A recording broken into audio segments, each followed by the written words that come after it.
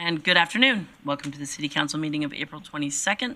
I'll call this meeting to order and ask that you all rise for the singing of our national anthem. Oh, Canada, our home and native land, true patriot love in all of us command. With glowing hearts we see thee rise, the true north strong and free. From far and wide, oh Canada, we stand on guard for thee. God, keep our land glorious and free. Oh Canada, we stand on guard for thee. Oh Canada, we stand on guard for thee.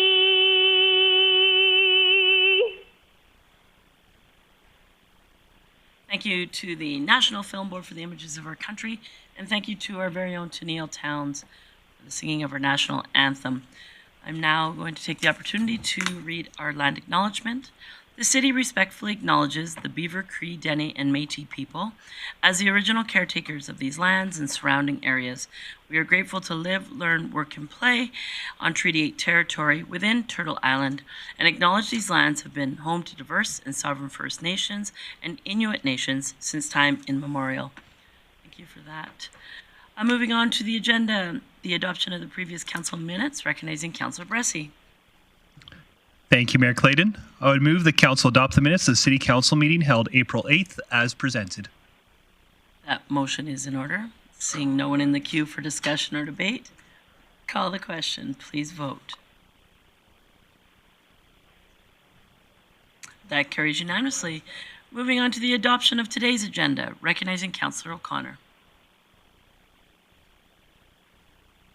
Thank you, Mayor Clayton. I'd like to move council adopt the agenda as presented.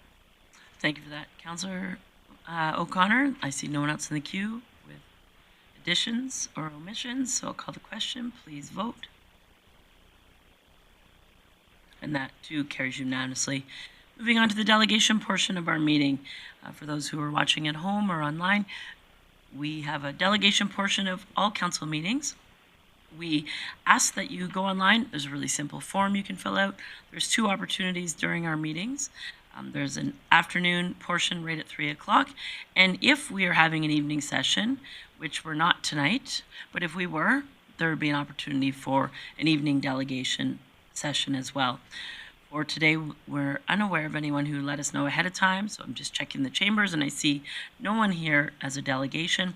So I will move on to item number 7 from our agenda. 7.120, the 2024 Weed Inspector appointments. And I will turn that over to Mr. DeVries for an introduction. Sorry, Mayor Clayton. Yes, apologies, Councillor Bressie. I'd like to declare pecuniary interest as my company has some interest in weed removal. Thank you for declaring that interest. Councillor Bressie will now leave the chambers for this conversation, and then I'll give Mr. DeVries a second to get set up. Your microphone is on, so whenever you're ready, please go ahead. Thank you, Mayor Clayton. Here today to present the 2024 Weed Inspector Appointments Report. The Weed Control Act of Alberta does state that a local authority shall appoint weed inspectors and establish an independent appeals panel at least annually. There are two recommendations today with one slight change. In the first recommendation, one of the individuals had dropped off over the weekend, so their e-scribe should be updated. I will read it out just to confirm. So the first recommendation is that council appoint Barb Wiellander, Michelle Benning, Emma Kimball, and Mitchell Gorman as weed inspectors under the Weed Control Act of Alberta for the 2024 season. And the second recommendation, that council appoint the Operational Services Committee as an independent appeals panel for 2024. Perfect. So both those motions are in order. Opportunity for questions for administration, recognizing Councillor Thiessen. Yeah, no questions, Mayor Clayton. Just prepared to do business if I have no one else in the queue, so go ahead. Awesome. All right, I would move that council appoint Bob Lander, Lisa Horlock, Emma Kimball, and Mitchell Gorman as weed inspectors under the Weed Control Act of Alberta for the 2024 season. And we appoint the Operational Services Committee as an independent appeals panel for 2024. Just speaking to this motion, this is pretty much annual business for City Council and administration appointing the weed inspectors. It is that time of year where we appoint these people who ensure that our park space is clean, green, and free of the nasty stuff, pests especially. So I hope everyone will support this. Okay. Opportunity for discussion or debate. Councillor Berg. Yeah, thanks, Mayor Clayton. My list actually has a different set of names. Yeah, so Councillor Thiessen, if you can refresh, or if you're happy, I'm happy to just amend the appropriate names, if you're okay. So the names should be Barb Wielander, Michelle Benning, Emma Kimball, and Mitchell Gorman. Right. All right, okay, perfect. So anyone else with discussion or debate on the motion? Seeing no one, I'll call the question.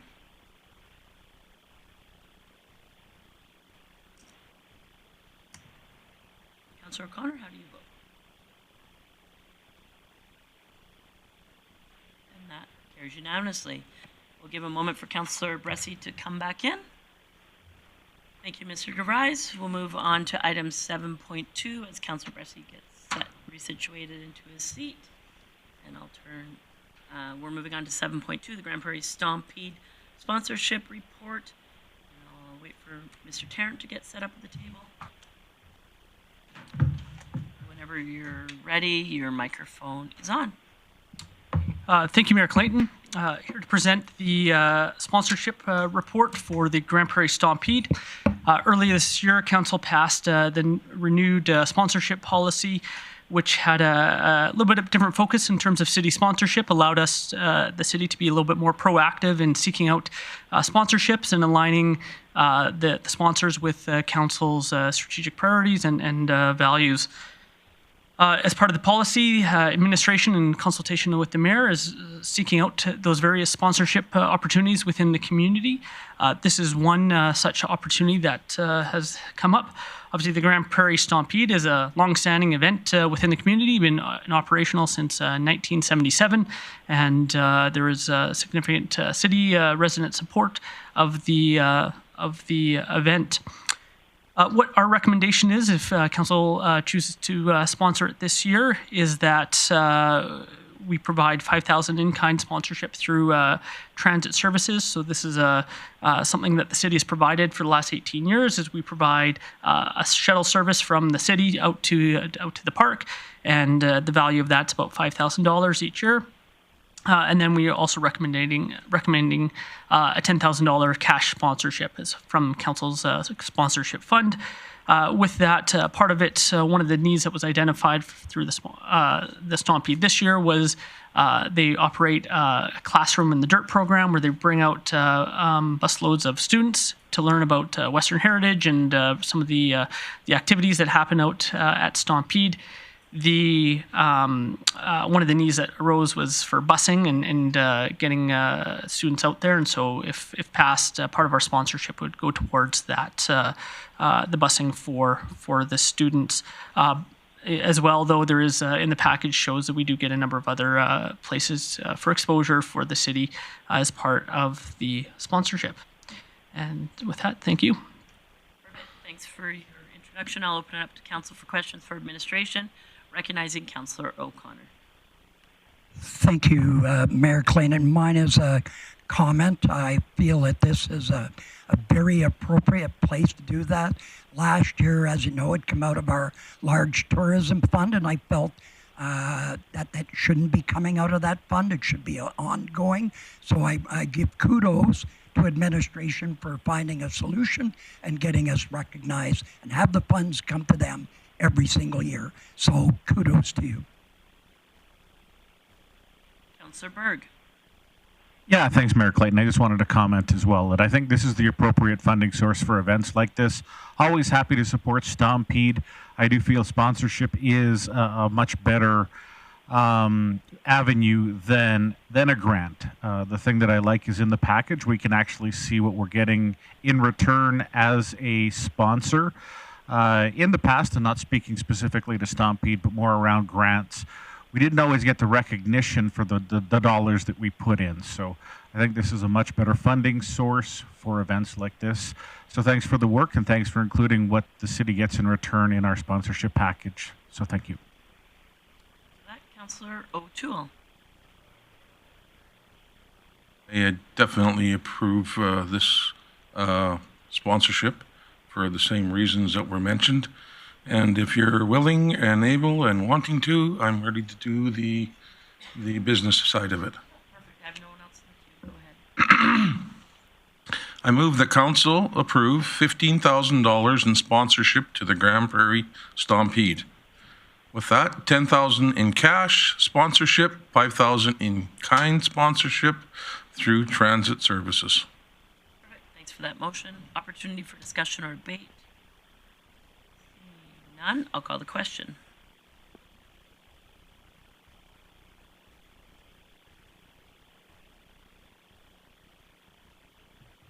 And that carries unanimously. Thanks for that, Mr. Tarrant. Moving on to item number 8, committee business. First under committee business is the Financial Administrative Services Committee meeting held on April 16th, and I'll turn that over to Councillor Plott for introduction. Thanks, Mayor Clayton. I just want to make a motion that Council adopt the minutes of the Financial and Administrative Services Committee meeting held April 16th as presented. Great. That motion is in order. Seeing no one in the queue, I'll call the question. Please vote. O'Connor in favor. And that carries unanimously. A couple items of business. Go ahead, Councillor Plott.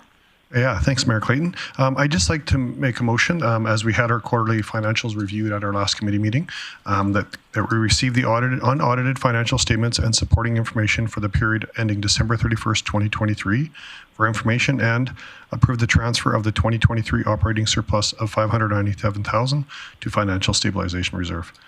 And just to speak to that a little bit, I want to thank admin. These reports have got, I feel that there's a lot more information in there. I appreciate this, the full-time equivalent staff's coming back on the report. And also that at one point last year, we were looking at a pretty big deficit. So thanks to our city manager and our chiefs of staff to actually get it to where we're putting some money back in the bank account. So thank you for that. All right, so that motion is in order. It will allow opportunity for questions for administration in case there's anything in regards to either of those items, or discussion or debate on the motion as it is. Recognizing Councillor Blackmore. Thank you, Your Worship. I do have a question for Chief Whiteway. This morning, some person, a voter in the community, asked me what investment in government's business enterprise means, and I don't feel I gave her a very good answer. Could you let me know what to tell her? As Ms. Whiteway. Thank you, Mayor Clayton. Thank you for the question. So that would be the city's proportionate share in Aquaterra Utilities. So that is the government enterprise investment balance. Okay, I did give a good answer. Well, thank you. There we go. Any other discussions, questions rather, or discussion or debate on the motion? Seeing none, I'll call the question. Please vote. Councillor O'Connor in favor. And that carries unanimously. Councillor Plott, another item of business. Yeah, thanks, Mayor Clayton. We did have a gentleman in from Fletcher Mudrick to go through our audited financial statements. The council was able to ask some questions. So I just move that council approve the audited consolidated financial statements of the City of Grande Prairie for the year ending December 31st, 2023. All right. That motion is in order. Again, an opportunity for questions for administration or discussion or debate on the motion. Councillor Blackmore. Thank you, Mayor Clayton. I think it's worthy to mention that in the management letter that we received from Fletcher Mudrick, there were no substantive issues to address, which means that our finances are in good order and meet all our requirements set forth in an audit. So I want to thank administration for the hard work they did putting that together. It's always it's always worth mentioning when you don't have any action items in your management letter. Yeah, I'm going to echo some of the similar sentiment. I think that over the years, we've now, through additional strength in our financial team and our organization, we now put out a report that I think is quite easy to look through, to learn information for the public. There's always been the information available. It's obviously through the MGA, very accessible. However, now the report in the documents that council receives as part of the council package is very thorough, very easy to understand, and I appreciate the work that was put through our CFO and our CAO, as well as all of our corporate leadership team for the heavy lifting that really gets done prior to this discussion at the council level. So I see no one else in the queue, so I'll call the question. Please vote.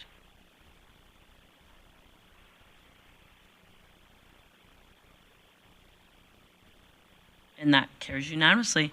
Councillor Plott, any other highlights from your meeting? Yes, Mayor Clayton. Most of it was the two items we just discussed, but we did have a service area update from Chief Whiteway. Assessment and taxation. Administration is preparing for tax time. Notices are expected to be mailed out around May long weekend. And there were 79 appeals received, scheduled, and discussions with agents are underway. Generally, our appeal team does an amazing job. And so when I say 79, I'll be surprised that we actually have as many when it gets to that time. Finance administration is working on updated documents and tools for the department 2025 budget presentations or preparation, as well as looking at the 2024 Q1 variance reports.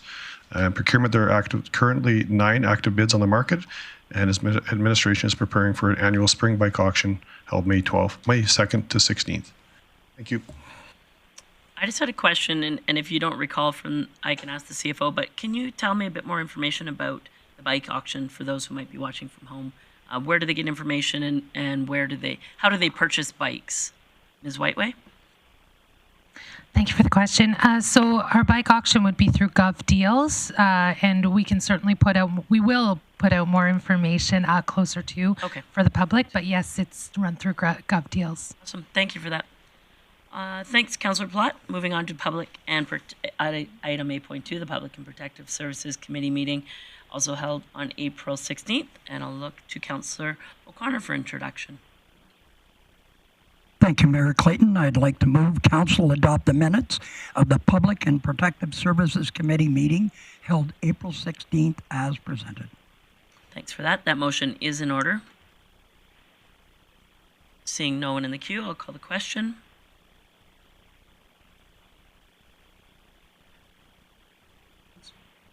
Councillor Plott, how do you vote? Councillor Plott in favor. That carries unanimously.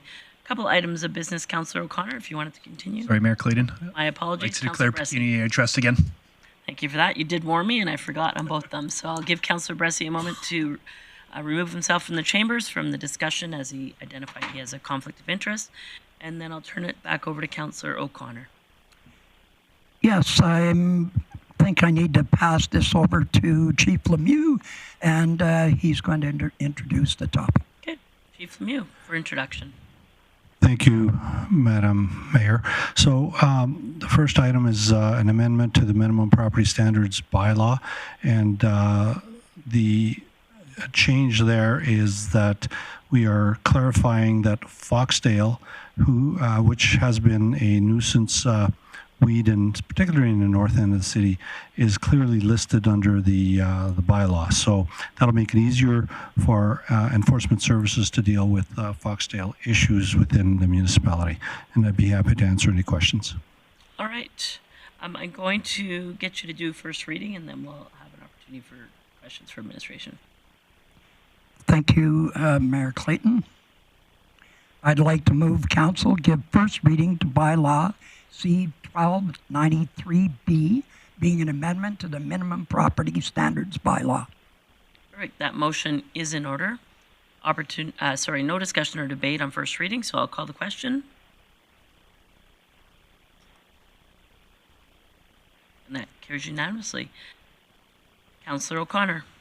Thank you, Mayor Clayton. I'd like to move that council give second reading to bylaw C-1293B, and just want to comment that it's This has been quite a nuisance weed in the past, and we've had a number of delegations come in and talk about it. So I'm glad this is coming forward and it's being recognized.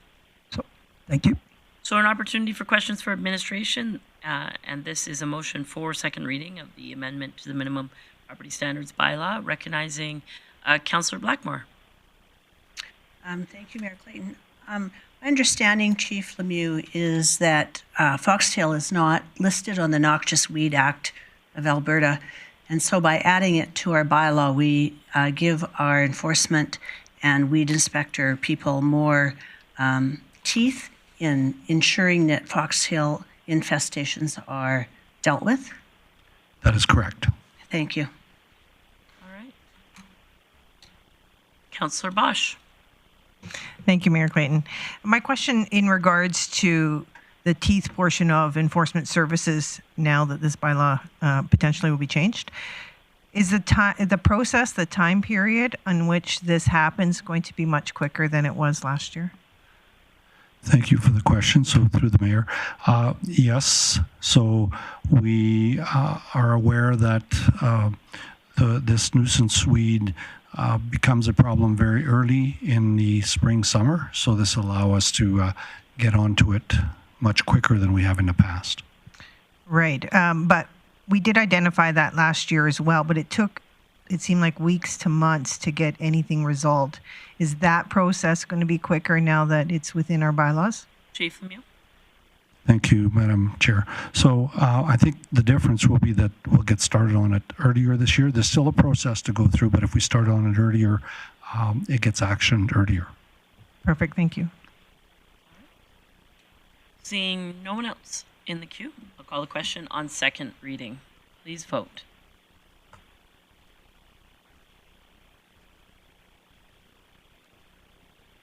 And that carries unanimously. Councillor O'Connor.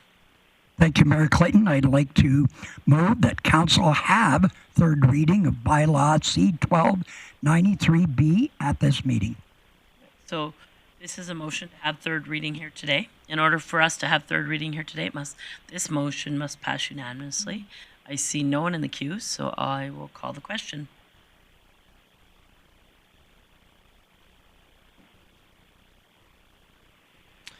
And that does carry unanimously. Councillor O'Connor. Thank you, Mayor Clayton. I'd like to move Council give third reading to Bylaw C-1293B, be an amendment to the minimum property standards bylaw. Okay, that motion is in order. Third reading on Bylaw C-1293B. Seeing no one in the queue, I'll call the question.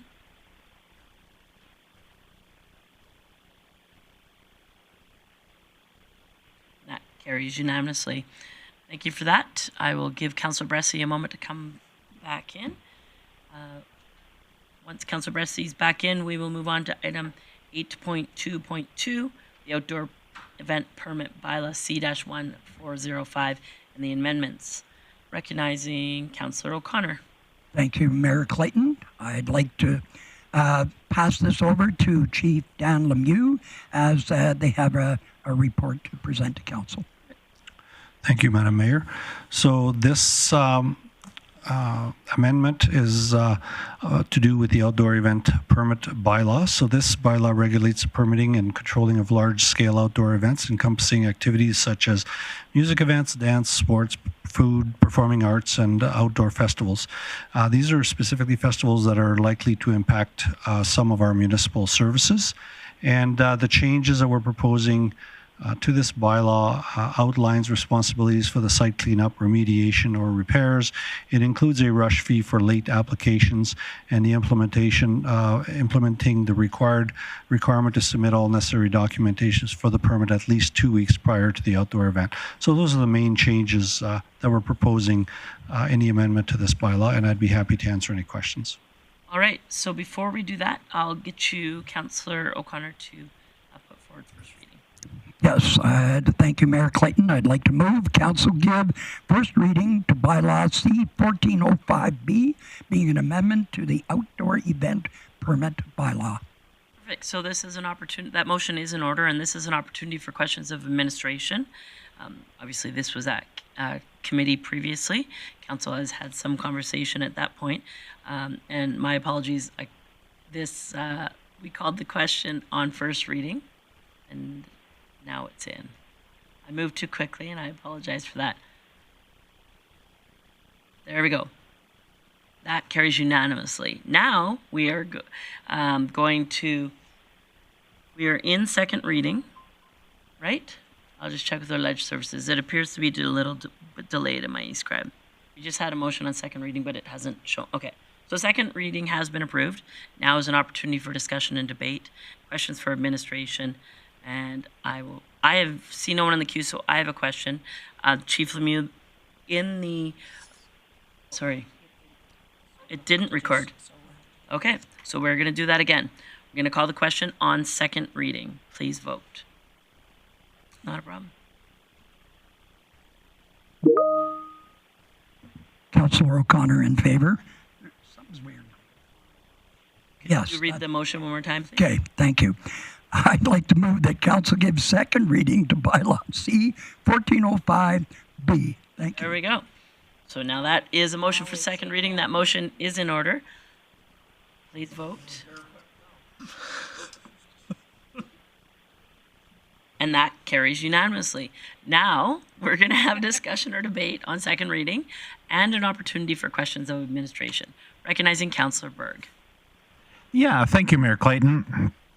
Chief Lemieux, again, just taking a look here, we mentioned large-scale events, and it mentions impacting city services.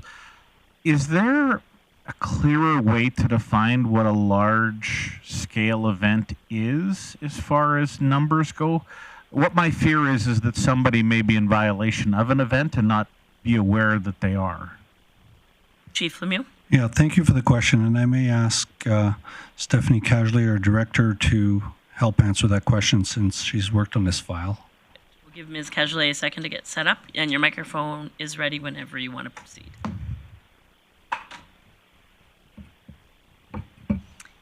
Thank you through the chair. Typically, the process for determining this status or requirement for an outdoor event permit is that more than 2 municipal services are involved. So if an applicant applies for a park use permit, as an example, and their plans sort of exceed that, then the department will refer to events and entertainment and work with the applicant to assist them in ensuring that the correct information is provided for this type of permit. It really does depend on the circumstances. If the second municipal service request was for 1 garbage can, then administration would certainly just take care of that. So this is what we're using currently, and it has worked for the last few years. Wonderful. Okay, that's great to hear. Thank you. Recognizing Councillor Bosch. Thank you, Mayor Clayton. My question is in regards to some of the events that are held within the streets. So street performers for one, even on Bonnet's property, Ribfest the other being. If the city will still do their regular garbage patrols outside of the additional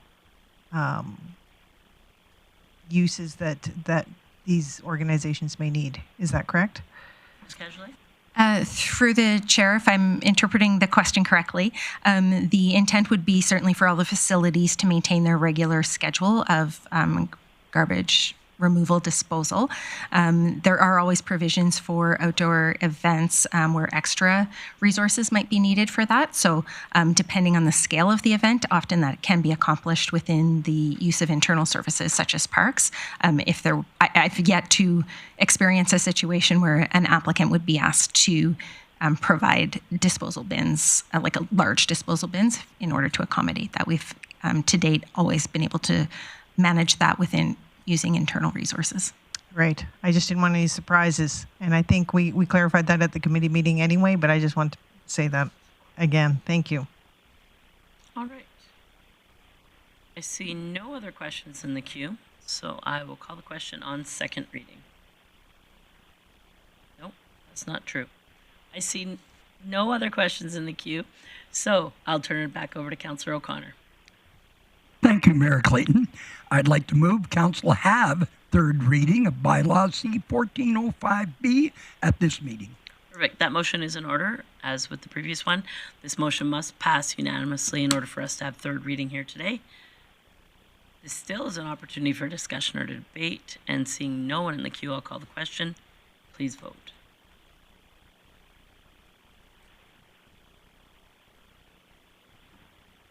And that carries unanimously. Councillor O'Connor. Thank you, Mayor Clayton. I'd like to move that council give third reading to Bylaw C 1405B, being an amendment of the outdoor event permit bylaw. That motion's in order. Seeing no discussion or debate, I'll call the question. Please vote. And that carries unanimously. Councillor O'Connor, any other highlights from your meeting? Yes, thank you, Mayor Clayton. At Cedar Point, which was formerly the Coordinated Care Campus, has now have all the departments that have designed to move in have now moved in, so that's very good news. And as a side note to that, Mustard Seed is now in there and operating the facility, and they're very positive. They have a good track record across the province, and I'm looking forward to the success of the programs. And lastly, Sports and Development, Wellness and Culture, the 2024 National Aboriginal Hockey Tournament is on May 5th to 11th, and they are still looking for volunteers. So if you have the urge and you need to do that, who do they contact, Mayor Clayton, to volunteer? Easiest is to call our Citizen Contact Center, and they'll set them up with the correct person. Okay. Contact the Citizen Contact Center. Thank you very much. Thanks for that, Councillor O'Connor. Moving on to item 8.3, the Invest GP Committee meeting held on April 16th. I'll turn this over to Councillor Blackmore for introduction. Thank you, Mayor Clayton. I move that Council adopt the minutes of the Invest GP Committee meeting held April 16th as presented. Perfect. That motion is in order. I'll call the question.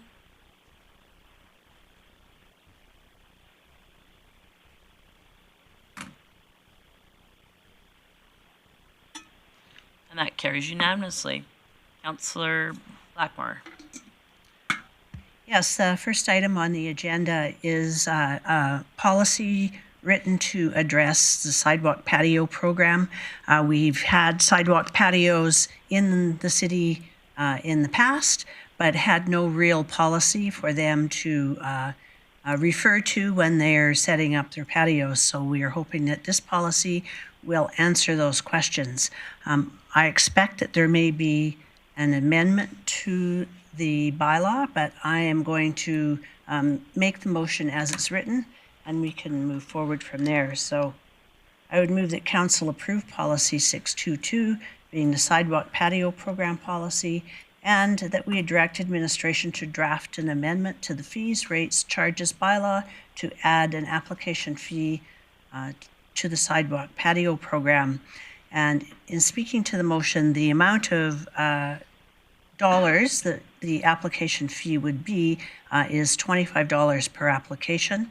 And there are 4 specific designs that a business owner can choose to base their application around.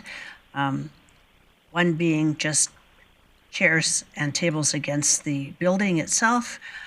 One being still on the sidewalk, but on the street side of the sidewalk. One being on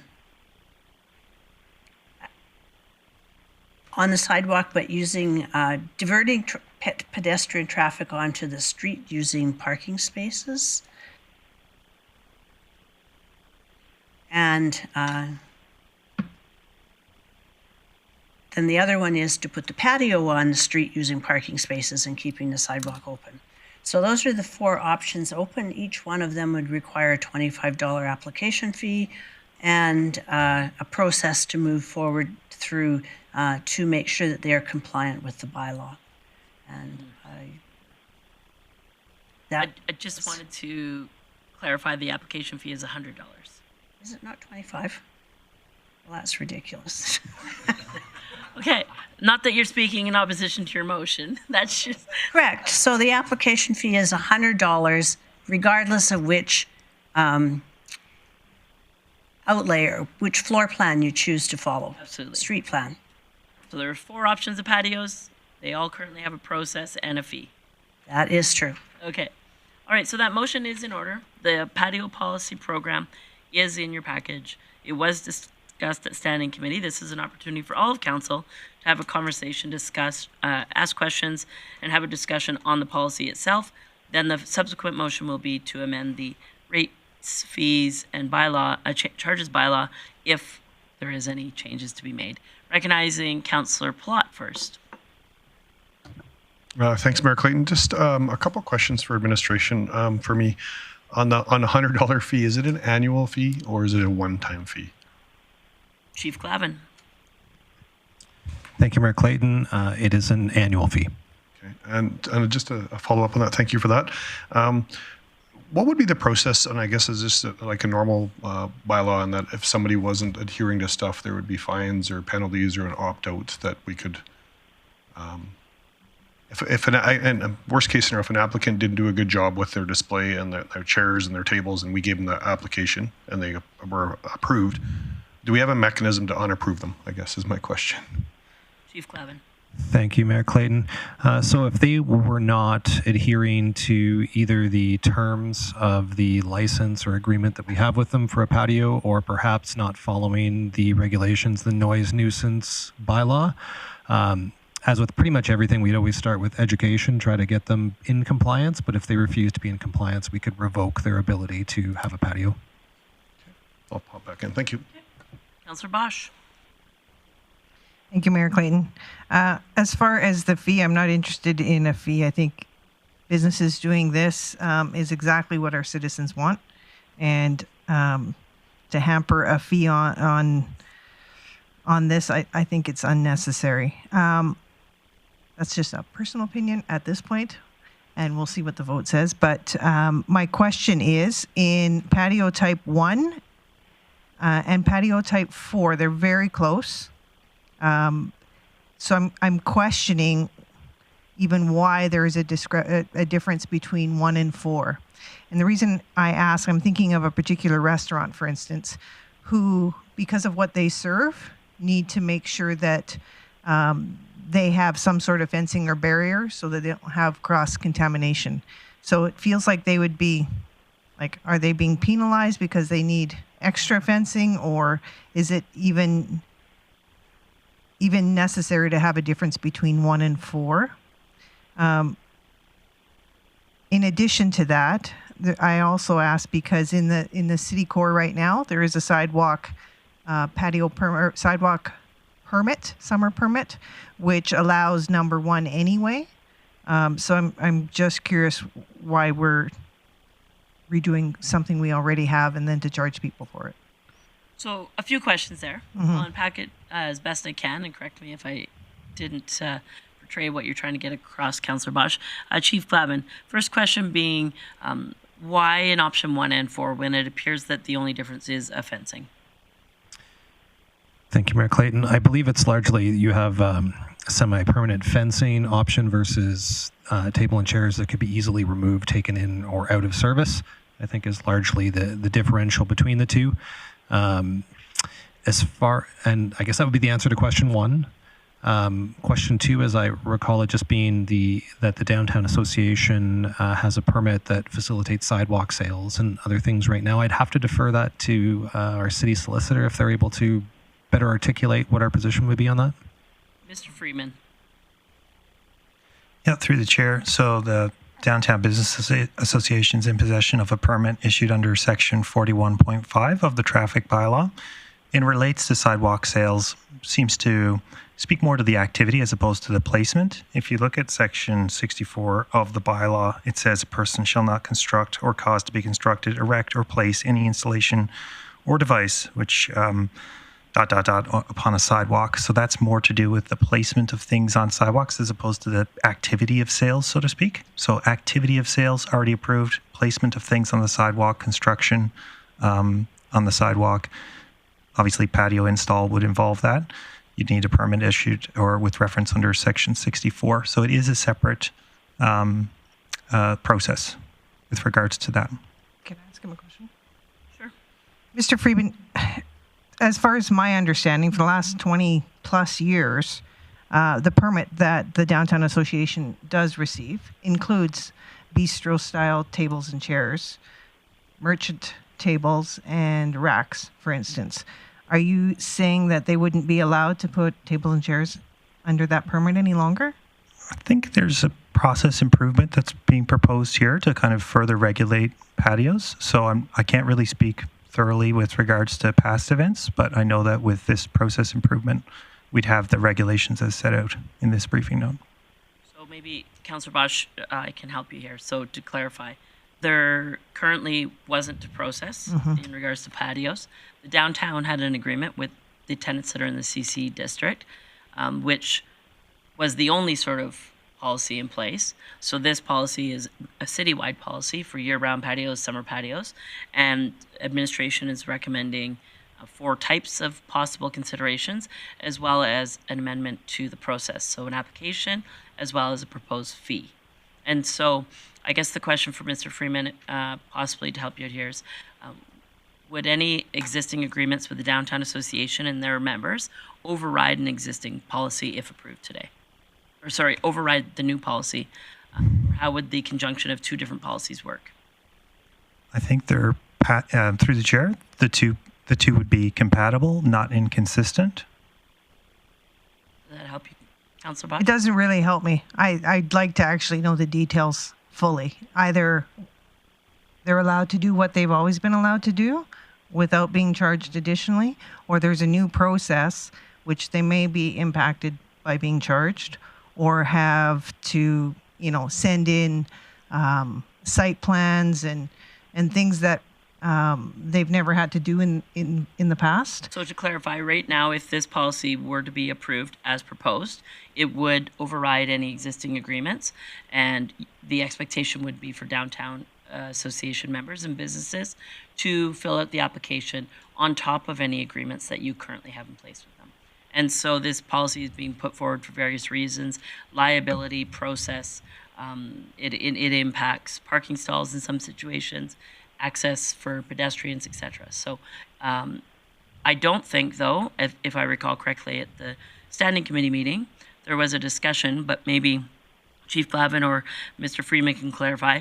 This policy was not proposed to impact commercial, retail people and rolling racks or sales racks of clothing per se that they may have on sidewalks.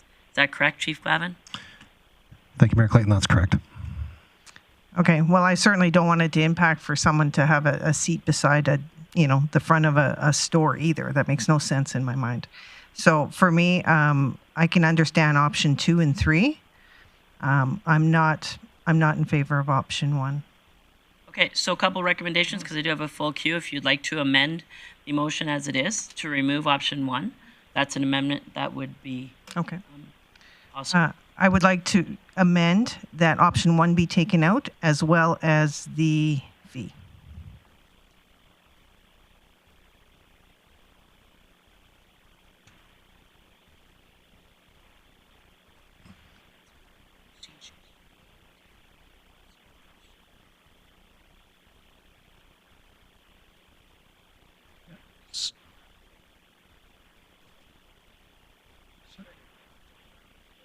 Remove option 1 And to remove the fee. for all of them. Yes. Okay, so I'll take those as separate. Okay. Go ahead, Councillor Bressie. Sorry, mine's more a point of order. I'm trying to get clarity where we're going to go. So presumably council's going to approve a policy today, and that policy says that this procedure actually lives with the city manager to do. And so my point of order is, I don't know if we should be amending this procedure, maybe giving direction to the city manager to allow or disallow certain things, but I don't think we should be amending the procedure. Well, we're not amending the procedure, we're amending in a policy which would have a definition of 4 types of items. Well, as it's written right now, those 4 things live in the procedure that lives with the city manager. The policy the council is actually approving and is much more high level than those 4 things. So I don't think we can amend the procedure, but we could certainly give our city manager direction about what we expect to see in the procedure. That Well, and my interpretation would be that if there is in the the administrative report has definitions. If one of those definitions doesn't exist, it makes the procedure fairly straightforward for the city manager. Okay. I'll look to the CAO if you have a preference. I know there are many people that have changes and amendments that they're looking to do, and so what would you prefer?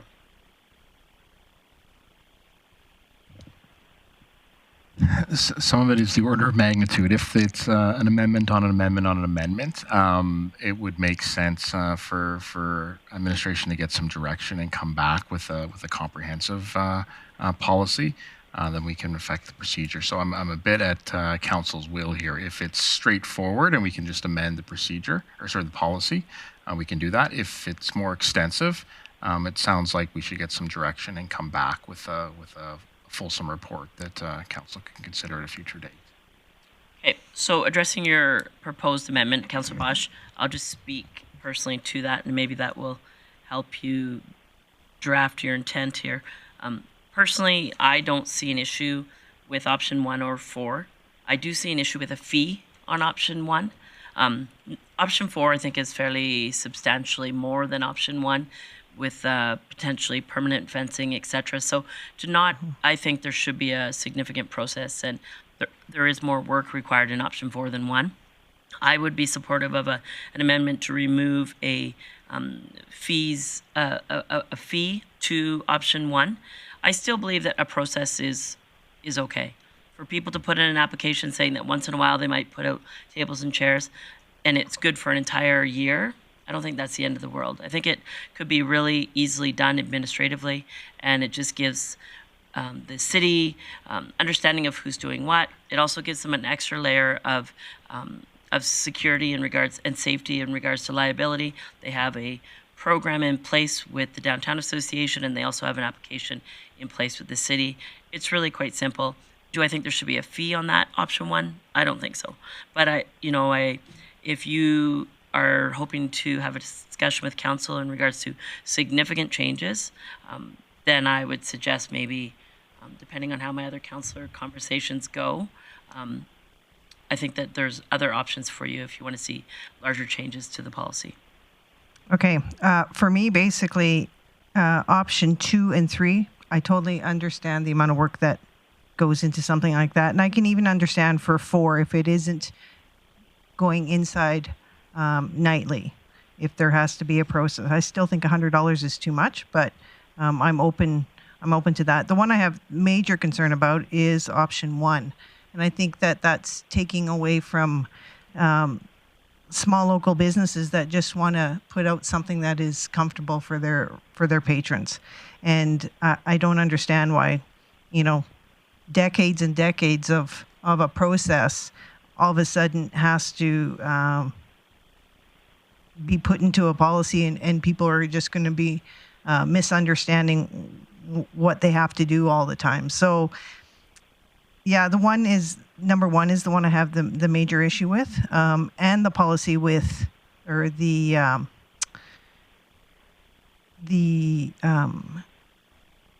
years of what the Downtown Association has with the city also has its own insurance. So that's where I don't see where we're doubling up on the same issues as far as protecting the city. They're already protected, and they're already named. So what I'm going to suggest, Councillor Bosch, let me get other people through the queue.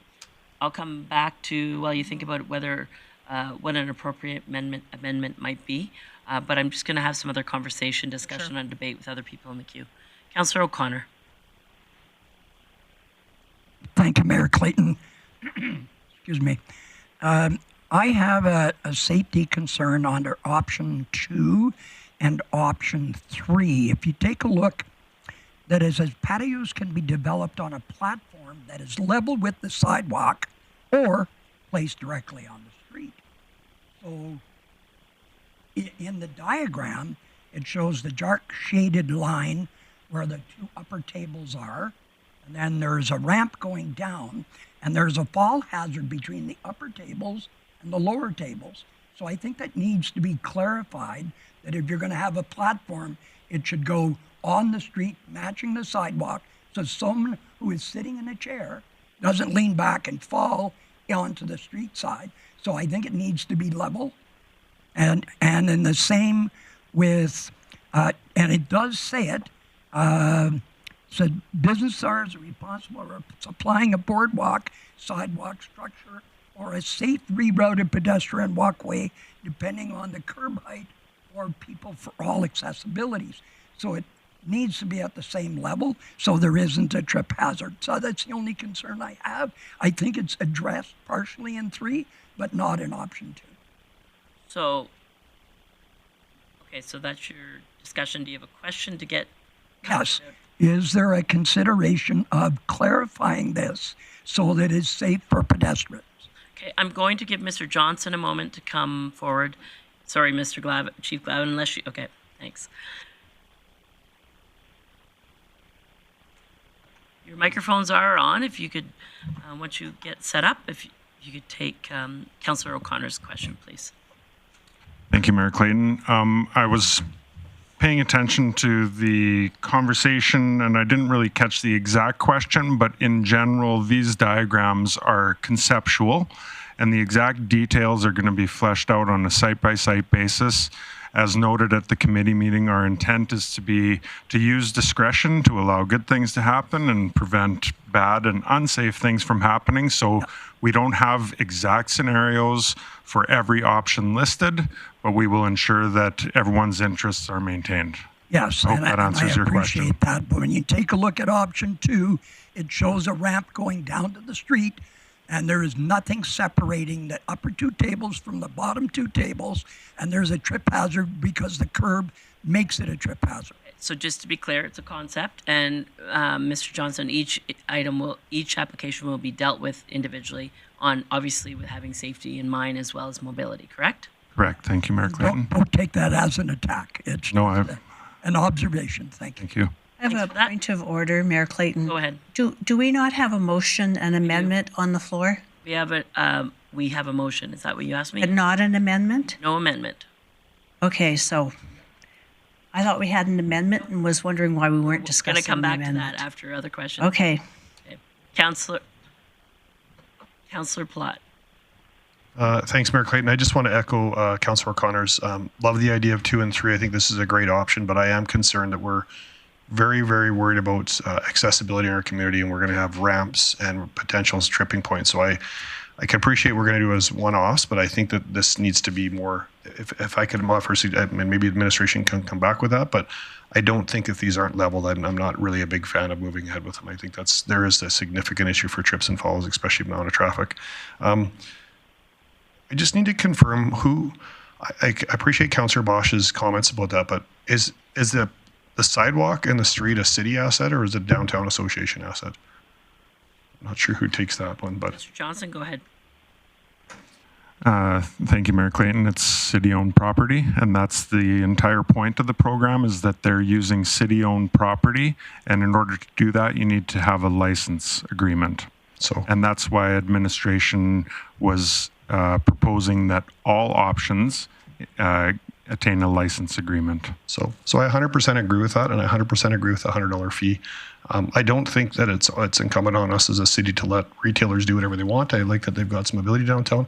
$100 is pretty darn cheap if I want to add a bunch of real estate in front of my business for $100 a year. We also have to make sure, in my opinion anyways, I would hope that would mean administration's making sure that a business that's actually applying for a patio actually has their food safe. They're actually a restaurant. They're not just somebody that decides they're going to throw 2 tables in front of the restaurant serving sandwiches and hot dogs or whatever, even though they're retail. So I think it's very important that administration's involved with this. I think it's consistent. It's a city-owned asset. So I appreciate downtown might be in that corridor. We spent $45 million on downtown. It's our job to protect it as well. So I wouldn't be in support of any motions around not having a fee for it, or else we should start talking about all kinds of fees in the city. But admin's going to have work here to do to make sure that's safe, it's complying, and that they've done their homework. So I think $100 fee is very, very reasonable. My other question is just, within the bylaw, did we address the noise or nuisance potential bylaw, the change of times on that? Ms. Patel. Thank you, through the mayor.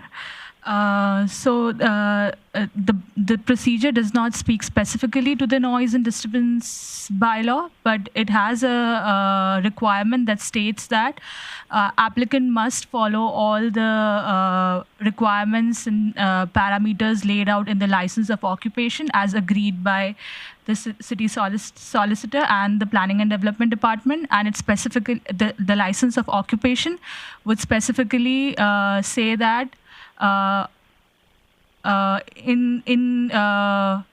with the requirements of this procedure, the applicant has to follow all the municipal, provincial, and federal bylaws that may apply. Okay, so if I understand that correctly, if I were to apply for a permit and I received the application, I would be educated that there's a noise compliance bylaw that I have to adhere to. Correct. Okay, thank you.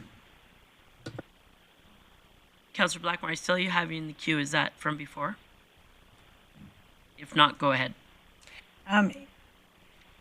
I just wanted to point out that if we take out any of the potential diagrammed sites, that means that people cannot have them in the city. So if they're not covered by the bylaw, then those people who want to put out 2 tables outside their restaurant on a sunny day would not be able to do that. We can't remove possible vistas from the bylaw without removing them from the city. And the other comment I had to make is, out of the 4 diagrams that we were given, those are patios that are commonly used in cities across North America, across the world. So I don't think we need to overthink this process too much. That's my only comments. Thanks for that. Councillor Berg. Yeah, thank you. Councillor Blackmore just took a lot what I was going to say. Speaking to the motion that is on the floor, I fully support it. Again, having traveled, be it to Edmonton, North America, and even Europe, these are quite common, and they really add a lot of positive energy and vibe to whatever areas they're in. So I think this is a very valuable addition to our downtown core, and I love the idea. As I looked at all the diagrams, I was picturing different restaurants around the world. And again, I think we're making this far more complicated than we need to. Also just wanted to speak to the $100 fee. I don't think that's a tipping point or a deterrent for any business that's out there for $100, as Councillor Palat pointed out, to add 100 square feet to your restaurant for a year. So to me, the $100 is perfectly fine. To Mayor Clayton's point, if we were to waive it for the 2 or 3 patio chairs, I'm fine with that too. But just wanted to comment that I'm fully in support of this motion, and I'm glad that we are actually having some structure and some rules around it. So thank you. Councillor O'Connor. Thank you, Mayor Clayton. In comparing option 1 to option 4, I think option 4 is meant to deal with, if you have an alcohol license, you have to be separated from the public, and it has to be only accessible through the restaurant. Option 1 says if you want to just put out some tables, I think don't take this away, leave it in. So that's my comment. Okay. Councillor Thiessen. Yeah, thank you very much, Mayor Clayton. I think I agree wholeheartedly with Councillor Blackmore and Councillor Platt. These patios are standardized throughout the world, essentially.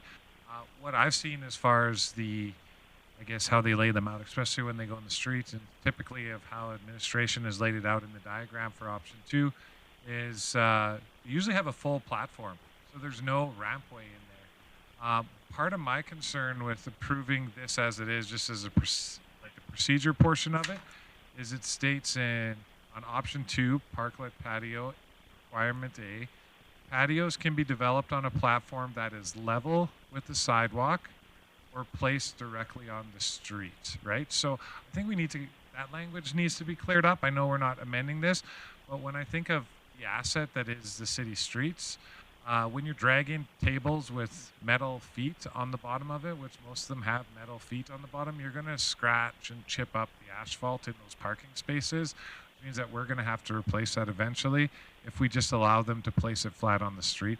I think it needs to be crystal clear that the patio is on a platform, so that, especially if it's on the street, and that it's level with the sidewalk and the curb, so that you don't have to worry about a ramp, and people can put an extra table and all that other stuff in there. I know we're talking about something else here, but as we get into the amendments, I think just to clean up that language, we shouldn't be placing tables directly on the street, regardless of whether they have a fence or not. I think that language can be cleared up, and that the patio needs to be level with the curb if it goes onto the street, which means you're going to have to maybe invest a little bit more if you want to come onto the city street, but we want to make sure that we protect our assets. The other part that I said that I fully agreed with is I think when people are applying for these patios, we should be giving them $100 permit, or they should be paying for that at least.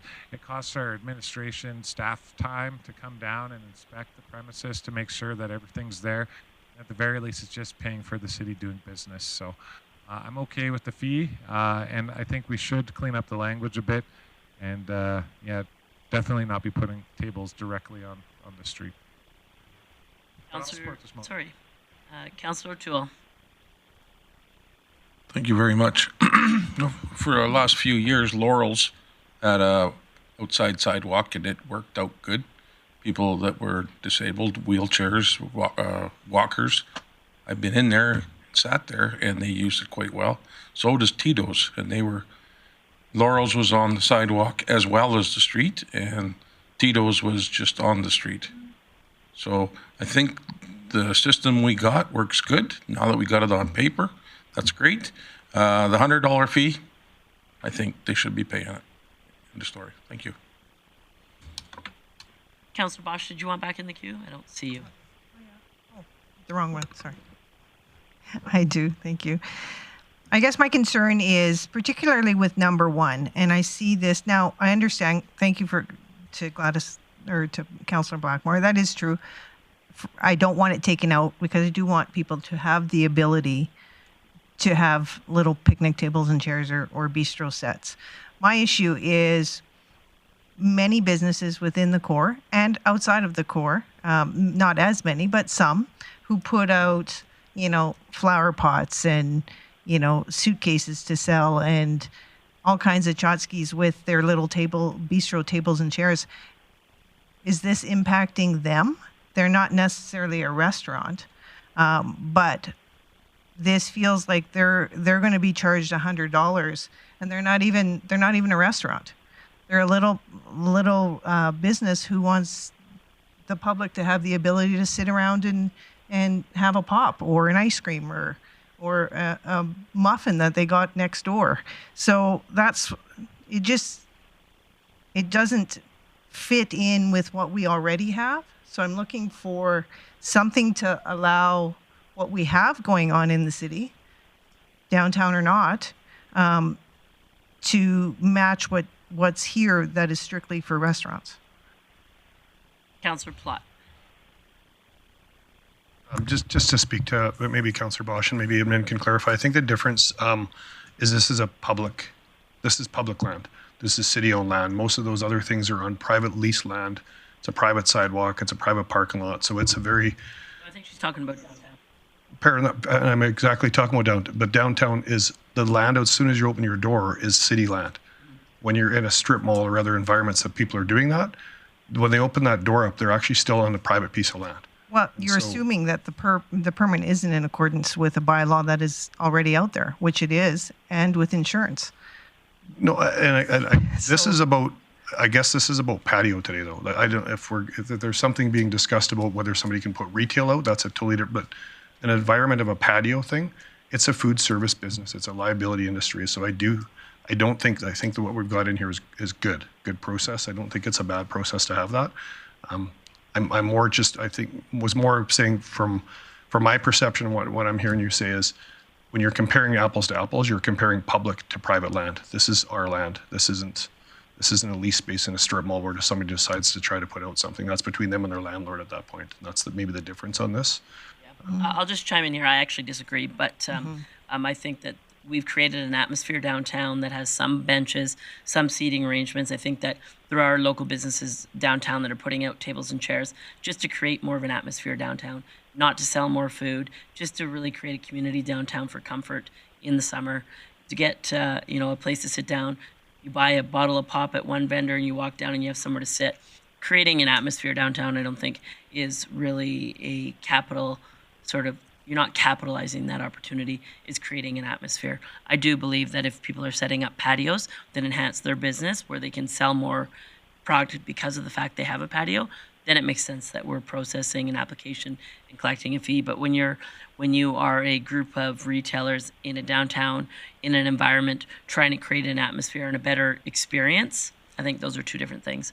But I see no one else in the queue, so I'm going to call the question on the motion.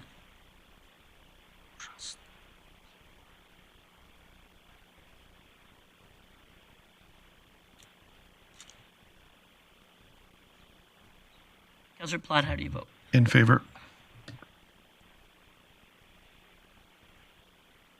And that carries 8-1. Councillor Blackmore, I think it was your original motion. Am I correct? Okay. Could you do the second part of the motion, please? Direct administration to draft an amendment to the fees, rates, and charges bylaw to add an application fee for the Sidewalk patio program. It doesn't state how much in here, but it's $100 as in $100 fee. Yep. Thanks. So that motion is in order. Discussion or debate, recognizing Councillor Plott. Thank you, Mayor Clayton. I'm just going to throw out amendments. My amendments that for the first year, after your $100 fee, if you use options 2 or 3, that there's no fee. After 1 year, that there's a $1,000 fee if you want to do option 2 or 3. And to speak to that, we're giving away real estate for free. If we're going to take away a city-owned asset, and you're going to be able to add a lot of value to your business by adding another patio with 15 or 20 more seats, I don't think that's free to just be able to do anywhere. So my motion is that the first year is free, so they don't pay anything, so it helps them spend the money on the railing, the platforms to get it set up. After their first year is expired, the second year they pay $1,000 a year as a rental fee to the city to be able to take away square footage that could be used for common good. So that's my motion, or my amendment. Councillor Bressie. Thank you, Mayor Clayton. I'm struggling with this, and I think I'm a no because I get where you're coming from an equity perspective. I really do understand how. I really do get the equity of other places that are on private property, but really we're talking about our downtown core here is really what we're talking about. And for me, that the downtown core, we spend a lot of money to make it feel like a lively place. And I think that feels like a lot more lively place if people are outside having a beverage, having a meal. I think patios, they really don't just benefit the business itself that's putting them in. I really do think they benefit the wider businesses around them and the entire community really in terms of creating that party atmosphere and that good festival feel. And so for me, I really don't want to be introducing cost barriers on having these patios get up and going. And so I think I'm a no on this, even though I get why it feels unfair and I get the equity argument. But for me, that's outweighed by the greater, wider benefit that I think these patios do bring. So I'd love to see us having a couple dozen of these, not a couple of them in the downtown core. Councillor O'Connor. Yeah, thank you, Mayor Clayton. I'm a little tossed, Councillor Plott. I like your concept, but I think we should leave this up to administration to find a level. We don't want to drive away business, and the first year doing it free. But I'm just wondering if administration would look at, is that something that they would take a look at? I'll turn that over to CAO Burke for comments. I don't think there's any benchmark for us. This really is at council's direction, so we would request that council gave us specific direction on this matter. I don't think there's any new information that I could bring back that would set a benchmark beyond a jurisdictional scan. But even there, I don't believe that that they're comparators. So this really is at the will of council. Would be my advice. Councillor Bosch. Thank you. I'm definitely a no on this, but I do think you have to also think about the business who has to rent or purchase the cement barriers for the summer. That's not free.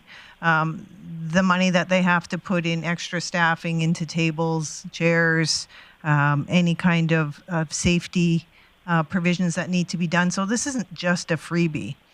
And quite honestly, for me, this is supposed to be a feel-good story that has got all kinds of, barriers to what the intent of this is. And so I'll be a no on this.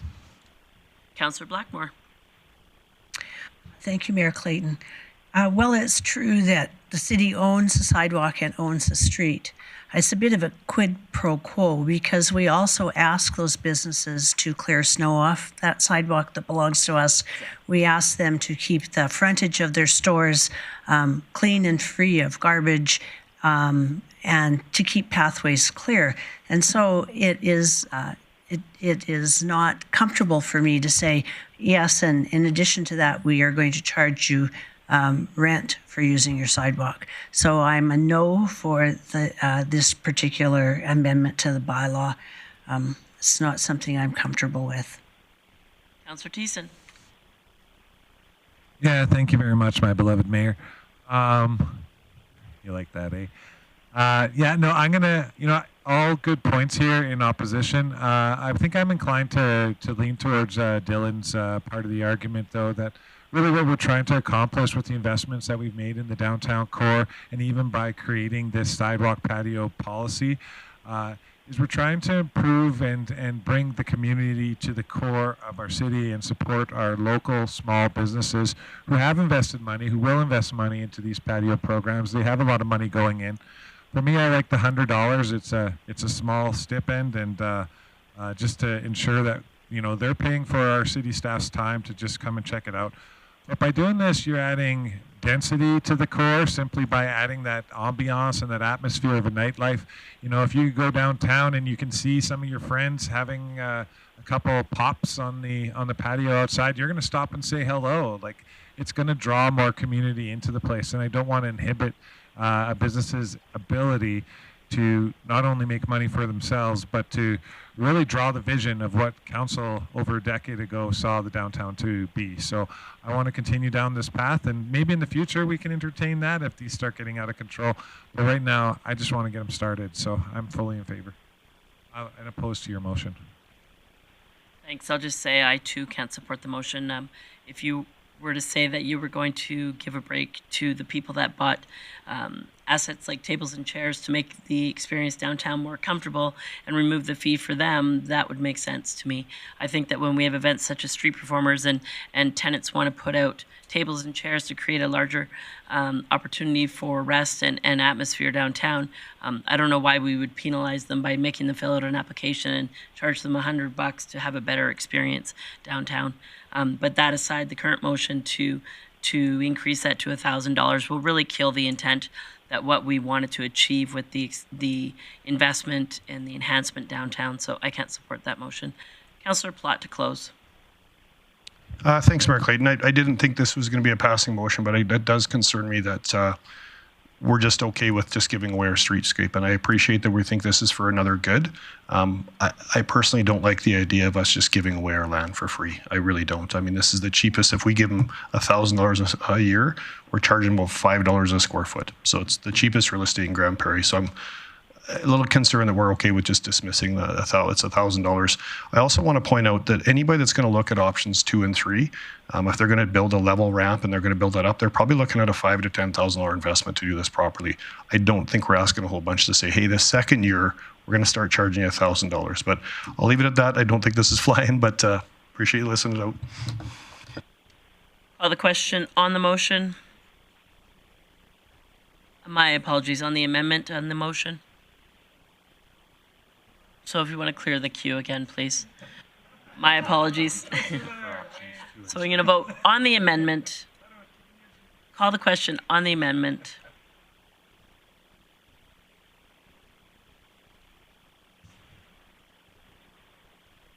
And that is defeated 8-1. I had a question for administration before I call the question on the original motion. I can't recall in the readings of procedures or the program, is there an annual review process? If there's people that don't meet our expectations in regards to patios that potentially won't be renewed the next year, or how will the review look like on an annual basis? Through the mayor. So each year they have to specify for which operational season they want to apply for. So for example, year one, an applicant comes for only the seasonal patio, which is summer patio, and then they want to come again for next year. So they have to come again, fill the application form, tell us that they are doing the same thing or what, and then we'll have to review what their plan was, and we'll do it annually so that we can check if they are still compliant with what they applied for. Sure, but the application fee for $100 is good for a year, so they can do a seasonal or a year round for $100. Yeah. So why would anybody just do a seasonal? They just do a year round. Correct, yeah. Okay. Am I missing something? Okay. So then I guess my thought being, if there are people that don't abide by the guidelines, et cetera, there will be documentation based on their application so that it will be reviewed annually. Yes. Okay. Other questions? Councillor Plott. Thanks, Mayor Clayton. Just curious from admin, back to the fee on it. We're going to charge $100 to show up and make sure that there's maybe 3 tables sitting in front of a building on option 1 or option 4. Option 2 or 3, I don't think those are going to be easy little inspections. You're going to have to make sure it's level. You're going to have to make sure the railing's the right height. You're going to have to make sure the safety's done. Was there any thought about charging a second fee when it's a permanent amount? I know I was trying to get $1,000 income, but administration's not even going to break even on doing those inspections on the second and third options. In my opinion, you're not going to get that done in under an hour. Was there a thought about making 2 separate price points, whether it's permanent or just temporary? Mr. Johnson? Through the mayor, I think in all honesty, in all of the situations, we're not really cost recovery, because in each one we would be entering into a license agreement, spending time with the applicant, ultimately doing a site visit at least at some point. For the simple ones, probably just one, but the more complicated ones, it might require return visits. So I don't think in any case are we overcharging. And again, a license agreement is the bare minimum for all 4 options. So we did not consider graduated pricing, but. Okay, thanks for that. So any other questions on the motion, discussion or debate? Seeing none, I'll call the question on the original motion. No, that's not right. There we go.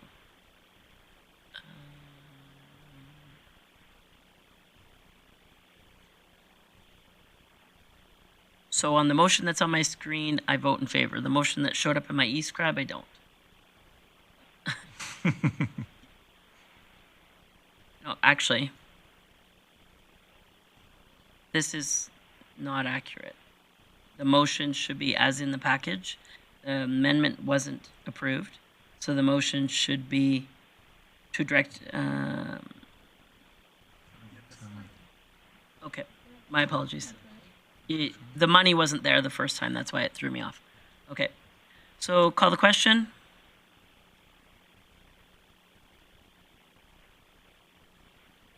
And that is carried 8-1.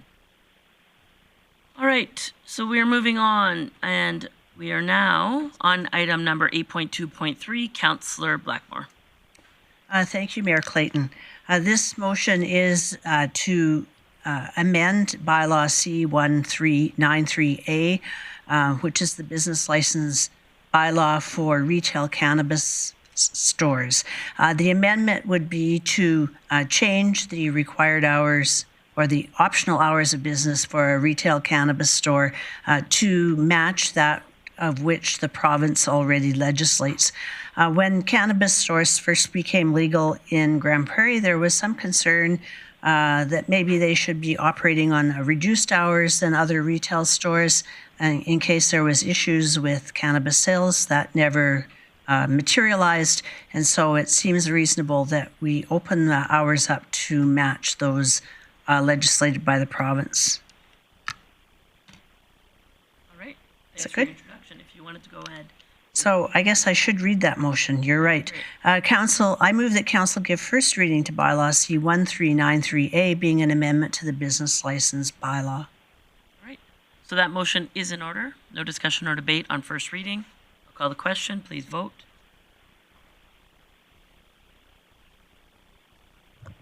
Councillor Platt in favor. That carries unanimously. Councillor Blackmore. I would move that council give second reading to bylaw C1393A. That motion is in order. Opportunity for discussion or debate or questions for administration. Seeing none, I'll call the question.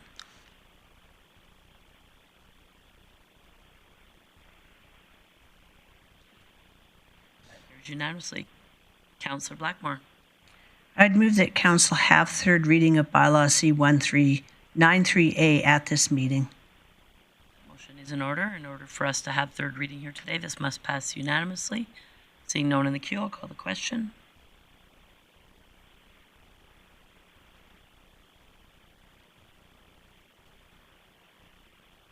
That carries unanimously. Councillor Blackmore. And finally, I would move that council give third reading to bylaw C1393A, being an amendment to the business license bylaw. Seeing no one in the queue, I'll call the question on third reading.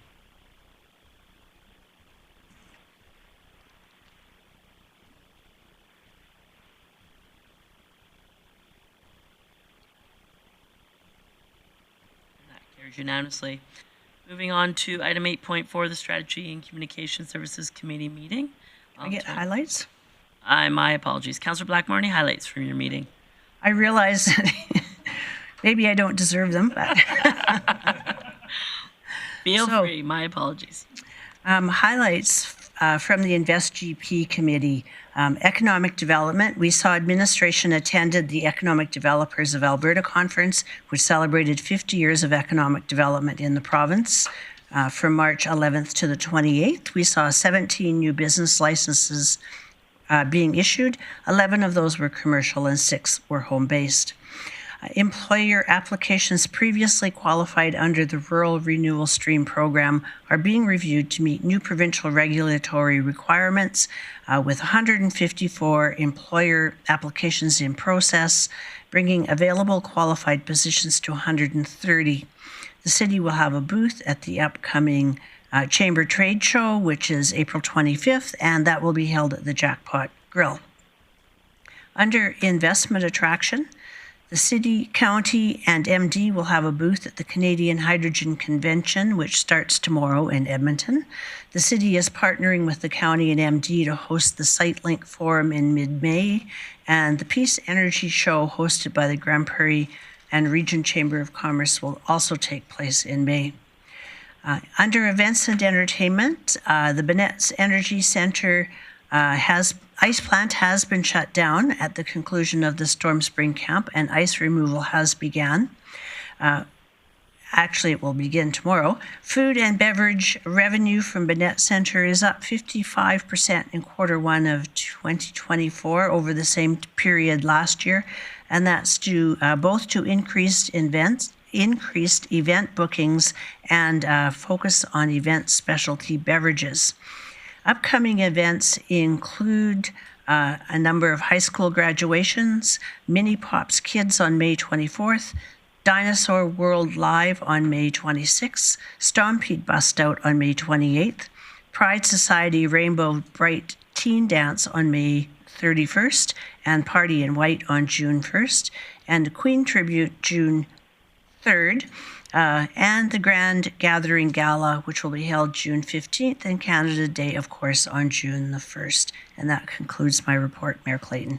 Thanks for that, Councillor Blackmore. Moving on now to item 8.4, the Strategy and Communication meeting of April 16th. Turn that over to Councillor O'Toole for introduction. Thank you very much, Mayor Clayton. I move the council adopt the minutes of the Strategy and Communication Services Committee meeting held April 16th as presented. Perfect. Thanks for that. The motion is in order. I'll call the question.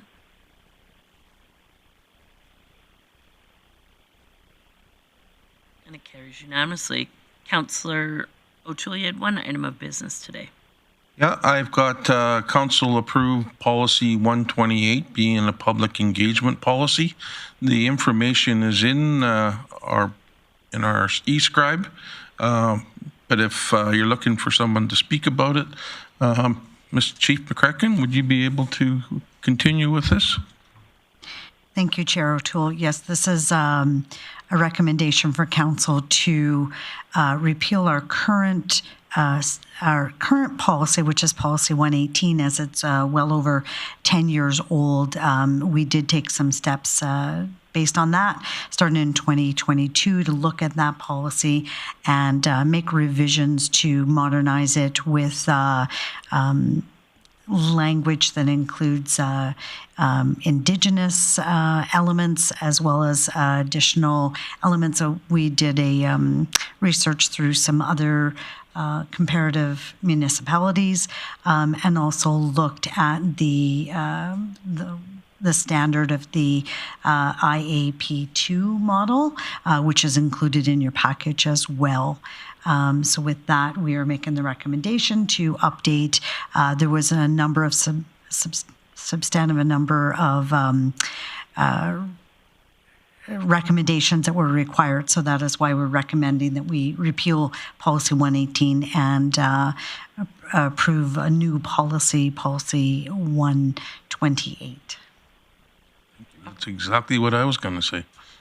Okay, so thanks for that introduction. As noted in your e-scribe, 2 motions there, recognizing Councillor Plott.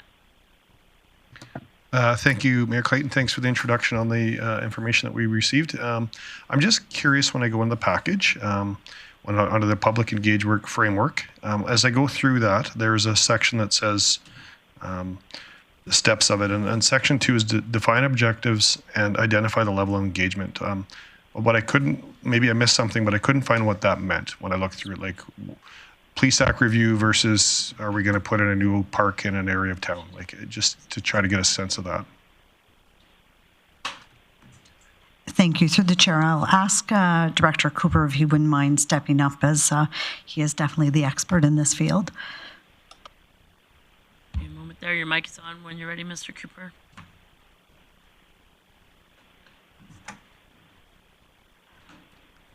Sorry, can you repeat the location of that? Yeah, so just in the package we received, there was a report that's got the public engagement framework, and near the end of that public engagement framework, it just kind of talks about the 11 steps. But on step 2, it says define objectives and identify the level of engagement. I guess what I'm trying to find out is there somewhere I missed in the report what level of engagements look like versus, hey, we did a police act review or storm review where it encompasses pretty much everybody in Grande Prairie versus we're doing a park in Signature Falls and we're worried about the residents in Signature Falls, just so I can kind of get a sense of what engagement looks like on different levels. Is that page 9 you're referring to? Yes. Yeah. And so it's the second item, define objectives and identify the level of engagement. Right. Through the chair, I believe what you're referring to is the public engagement spectrum, which is this colorful document here. Okay. And one of the things that you do when you're working on an engagement initiative is you need to figure out how to effectively engage the public. So there's a process that you can go through by speccing out, based on the level of influence and the level of interest, how to determine whether you're dealing with inform-based engagement, consult-based engagement, involve, collaborate, or empowerment. So that's really what that's referring to, is how do we go in, study the issue or opportunity, and then apply the appropriate level of engagement towards it.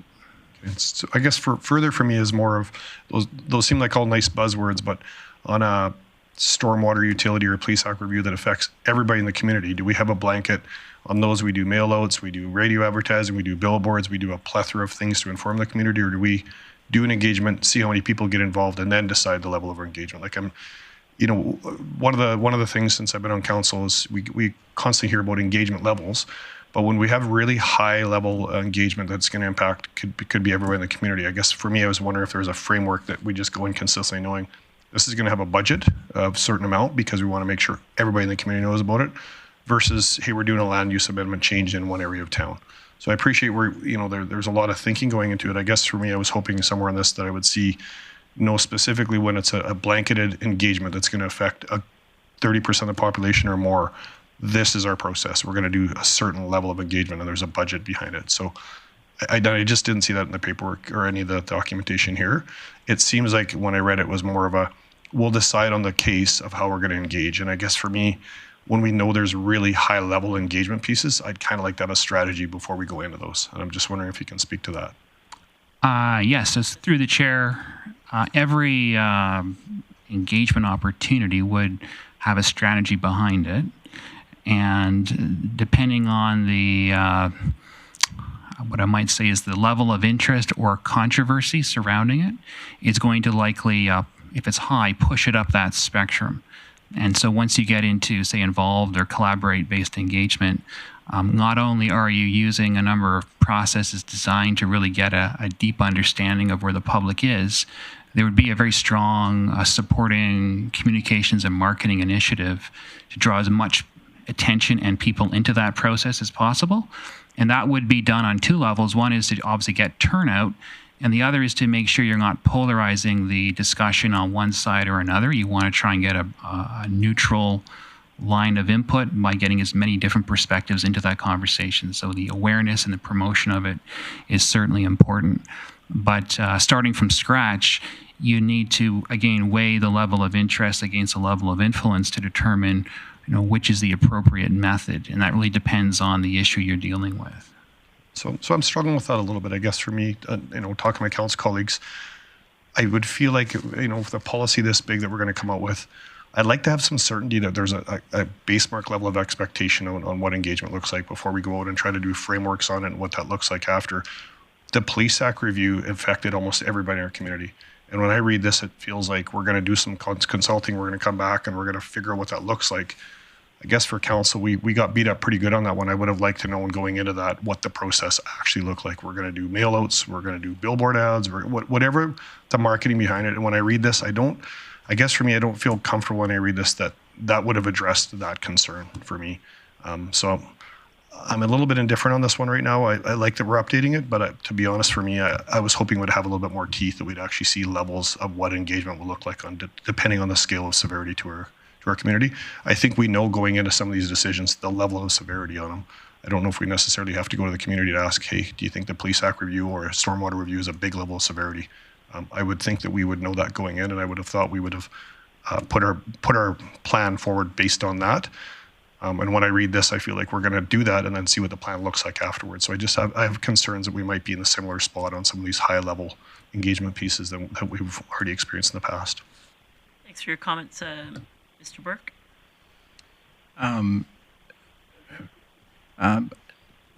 Agree with you to the point that we maybe haven't laid out the engagement plans on significant issues well enough in advance. This really, though, is about that overarching policy to get some general support from council. It will be imperative on Mr. Cooper and the engagement team as bigger issues are coming forward. That there's also engagement with council on setting those expectations on what the rollout is. I'd be hesitant to say that we could look at everything that we have planned for this year and say here are all the things that fit perfectly for all of them, because they do need to be tailor-made for the specific issues.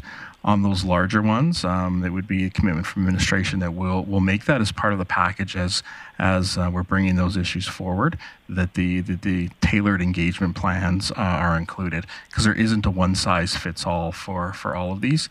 I'll say even on significant issues like stormwater and police, they're both significant issues. They both would have different tactics in how they would be applied.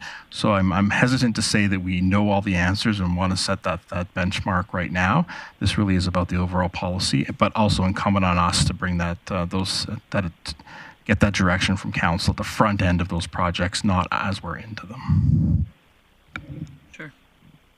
Thanks, Mayor Clayton. And I guess hearing that, I probably can't support this policy because I want to see more teeth in the policy before I support it. I appreciate admin's going to work on those stuff for me, but I was kind of hoping this policy was going to have, if it's DEFCON 1, here's the steps we're going to take, and we could talk about whether we thought those were high enough or low enough items. I feel like with this policy, we're approving a policy, but I don't know what it really changes. I appreciate we're going to get touch points. We've had touch points on engagement up to here.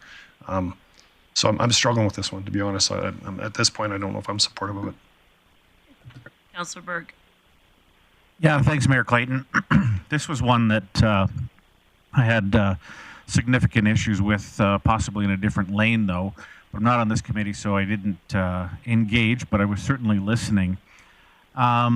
Most of it actually might just even evolve around the formatting of it.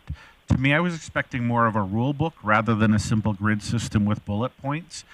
Even just yesterday, I had somebody commenting that our messaging on some city product was not clear enough and open to interpretation, and wanted me to rectify it. And again, I perfectly knew what it meant, and I'm not willing to rectify that, but that doesn't mean that we didn't have a potential conversation there. So I would prefer that this policy be crystal clear in every way, that there is no avenue for debate, confusion, anything like that. And to me, the way it's laid out, it does create some confusion. One of the things that I do see that might help a little bit is page 10 and 11 are split, and it's right in your right hand there, Mr. Cooper. It's on one page, so you can see it. No, it's the graph that you just had. So the graph is nice and easy to read from 1 to 5, but on here it's split. And so to reference, item number 5, you actually have to go back a page to see what it's referencing. So to me, that creates that point of confusion or potential point of confusion that we put out, and we as councillors will have to defend in public, and we won't have this readily available. So I really want something that is crystal clear, rule book style, as opposed to necessarily the grid. This looks beautiful, and I understand it, but to me, for a lot of citizens, I think that there's room for debate within it, just due to understanding. So I love and welcome the fact that we're redoing this. I think we desperately need to. I just need to see something different. Go ahead, Mr. Cooper. Through the chair, just a point of clarification. The document you're referring to, I believe, is this one here. Is that correct? Yeah. So that's the public framework document, which is technically a public education piece designed to assist residents in understanding the mechanics primarily of the IEP2 process, so that we can be clear on, for example, if we chose inform over consult. The policy is this one, and I believe that's actually what we're working to approve today. And this is laid out using the standard city format. If there are concerns or suggestions on how the framework document could be improved, which was a supplemental, I'd be more than happy to consider that. Yes, sorry, Mayor Clayton. That's exactly it. Again, I'm in favor of the policy, desperately needed, but again, the language around the education piece, I think, needs to be crystal clear. Otherwise, we're going to be debating this and defending it quite a bit in public, and a lot of that is based on the history that we've had around consultation. So, again, I think this is something that we need to get 100%. Councillor Thiessen. Yeah, thank you, sir. I think I might be reading a different document here. I was about to jump in and say, hey, we're just looking at the policy here. All this other stuff is great and everything. But to that other stuff, I'd really like to thank administration for including the de-escalation guidelines for staff and council. I know that those weren't in the old policy. So that's really good for if you do have unruly members of the public that are coming into your public engagement session. But yeah, I'm not quite seeing it the same way. I'm looking at point 7 here, spectrum of engagement. The public engagement spectrum in Schedule A will be used by the city to determine the most feasible level of involvement prior to making a commitment to achieving any level of public engagement on a project or initiative. I think that pretty much is saying exactly what Councillor Palat's saying, just in policy speak. And as was stated by, I think, the CAO, prior to engaging or entertaining any substantive changes to how the city does business, council would be front and center to discuss and determine the level of engagement if we go above and beyond what's already set in our policies and procedures. So I really don't take any offense with this. I think the work that was put into it is great. I like the public-facing document, and we should be asked questions about things that we produce. That way we can defend it, or that way, you know, as policy makers, if there is anything glaring that we can point out, that the public can point out, we can always bring it back and change that up within our policy. But for the other stuff, the procedure and this, the supplemental report that's going out to the public, I think those are really nice to have, saying, hey, here you go, this is how we're going to do it. Here's how we're going to try to spell it out in our policy. And I would encourage every member of this council to approve this policy, because it's something that we had before. We just updated it. And for me, a big part was giving people the tools when we have those really tense exchanges with the public on how to de-escalate a situation, largely for staff and for future councillors as well, because I'm sure we're learning a lot here on this term as we go. So I would encourage everyone to support this. Thank you. Councillor Bressie. Great. Thank you, Mayor Clayton. I think where I'm struggling with this policy is I really think it does what I need it to do for probably 95% of the engagements we need to do. But every once, twice a year, or maybe it's even once, twice a term only. But there are those really high impact, high stakes public engagements that it's not about the public helping administration form recommendations for council. It really is about council directly getting feedback from the people we represent and hearing from them. And I don't know if it's scratching the itch there. When I look at this, when I look at the public engagement process in the policy, item 5.7, it talks about all the things administration will do. And then at the end it says, inform council when a public engagement project has launched. Well, to use the spectrum in here, I think probably 95% of the time, informing council is the right. But there's times that council needs to be consulted. There's times we need to be involved. There's times we need to be collaborated with. And there's times that, and there's very few times where council or the mayor needs to be driving the ship. And so for me, the policy's not quite scratching the itch, because I think that we need an extra section for those very high stakes, unusual ones. Just going to jump in the queue. I echo Councillor Bressie's comments. I don't know if necessarily administration always has the political sensitivity in regards to what we're hearing in the grocery stores and on the street. And so to not have that opportunity for council to have input in regards to which items potentially require more engagement without it being identified in the policy, I don't know if it'll happen. And so there needs to be, and if you want to identify it into the, and I don't think you can earmark it specifically for one of the 5 spectrums, because there may be things that only require an inform, but they still need council's input and oversight because of the sensitivity politically and from what the elected officials as being the first face to the community are hearing. And so to not have that, and I'm honestly, there's very few professional communicators or marketers on council, and I respect the fact that you have a department that has professionals that do this. I just sometimes I need a process in this policy or an item in this policy that identifies when council can have input on some of the engagement.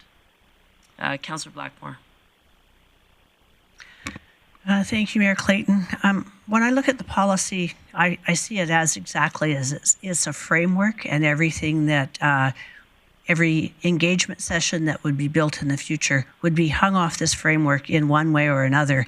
And I feel that because our CAO and his staff work with council and at the behest of council, anytime we see an engagement process that we feel needs a different twist to it, or it needs to hang on the framework a little bit differently than outlined in a policy, I don't feel that we're handicapped in preventing that from happening.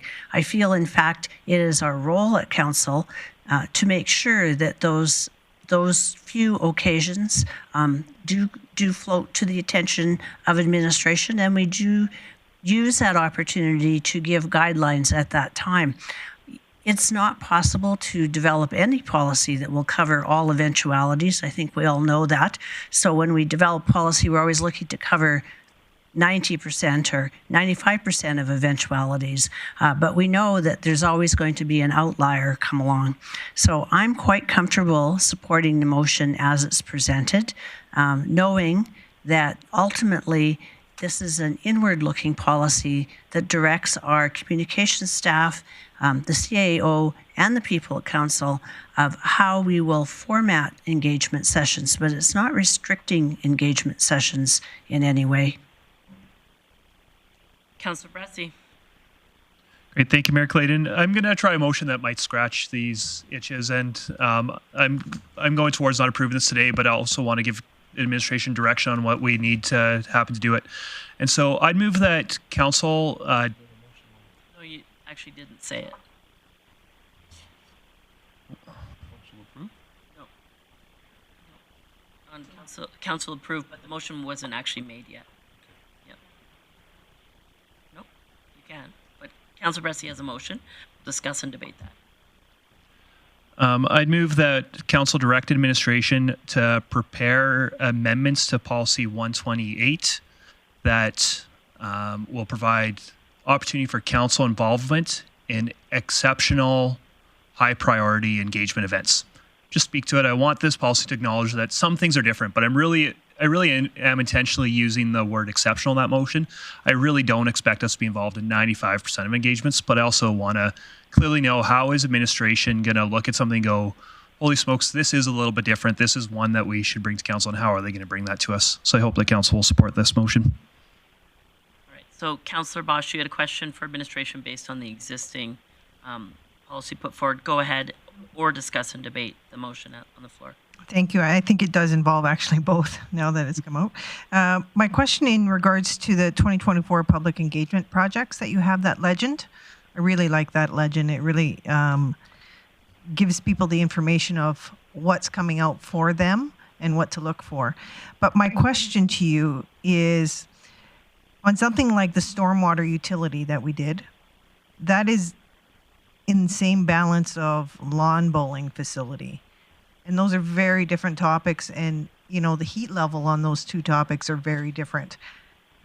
Can you not have more than one level of engagement that you'd be willing to use, like consult, involve, and collaborate would be all three of those, for instance, in a stormwater hot topic item versus the blue for lawn bowling?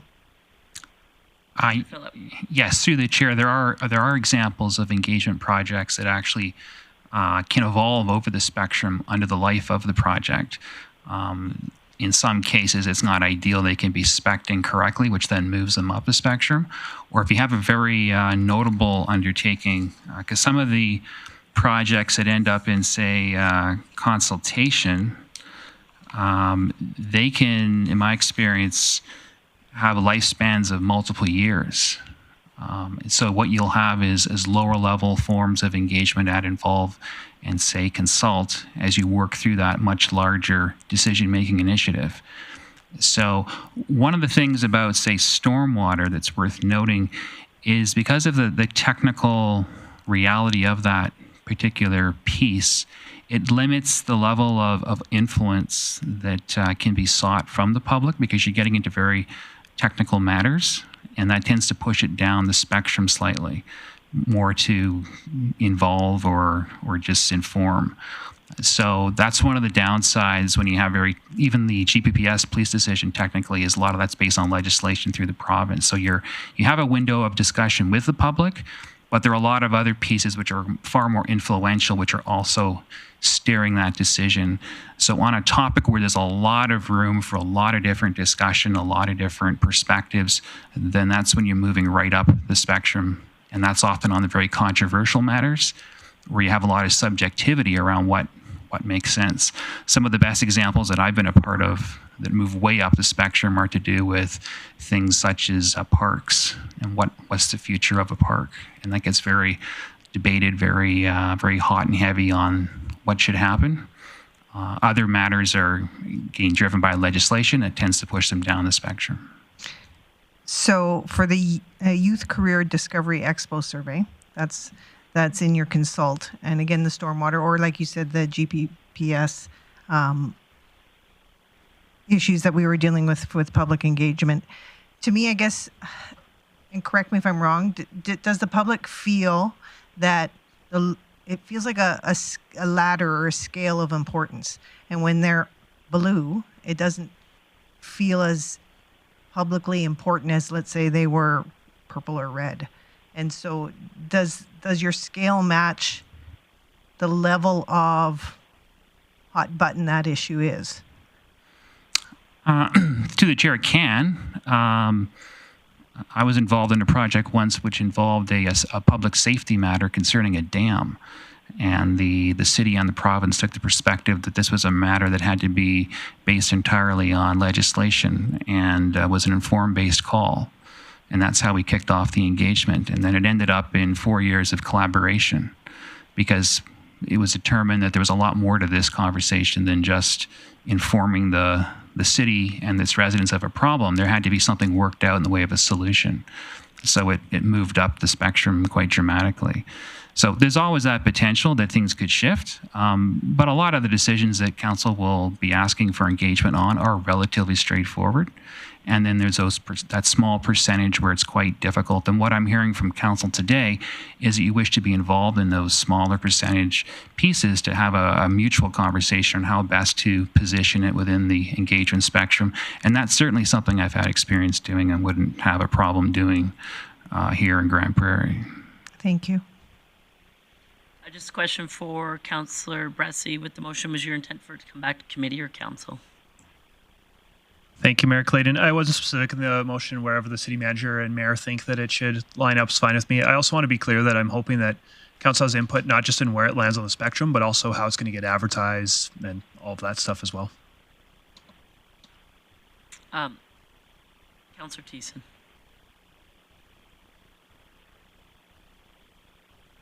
Yeah, sorry.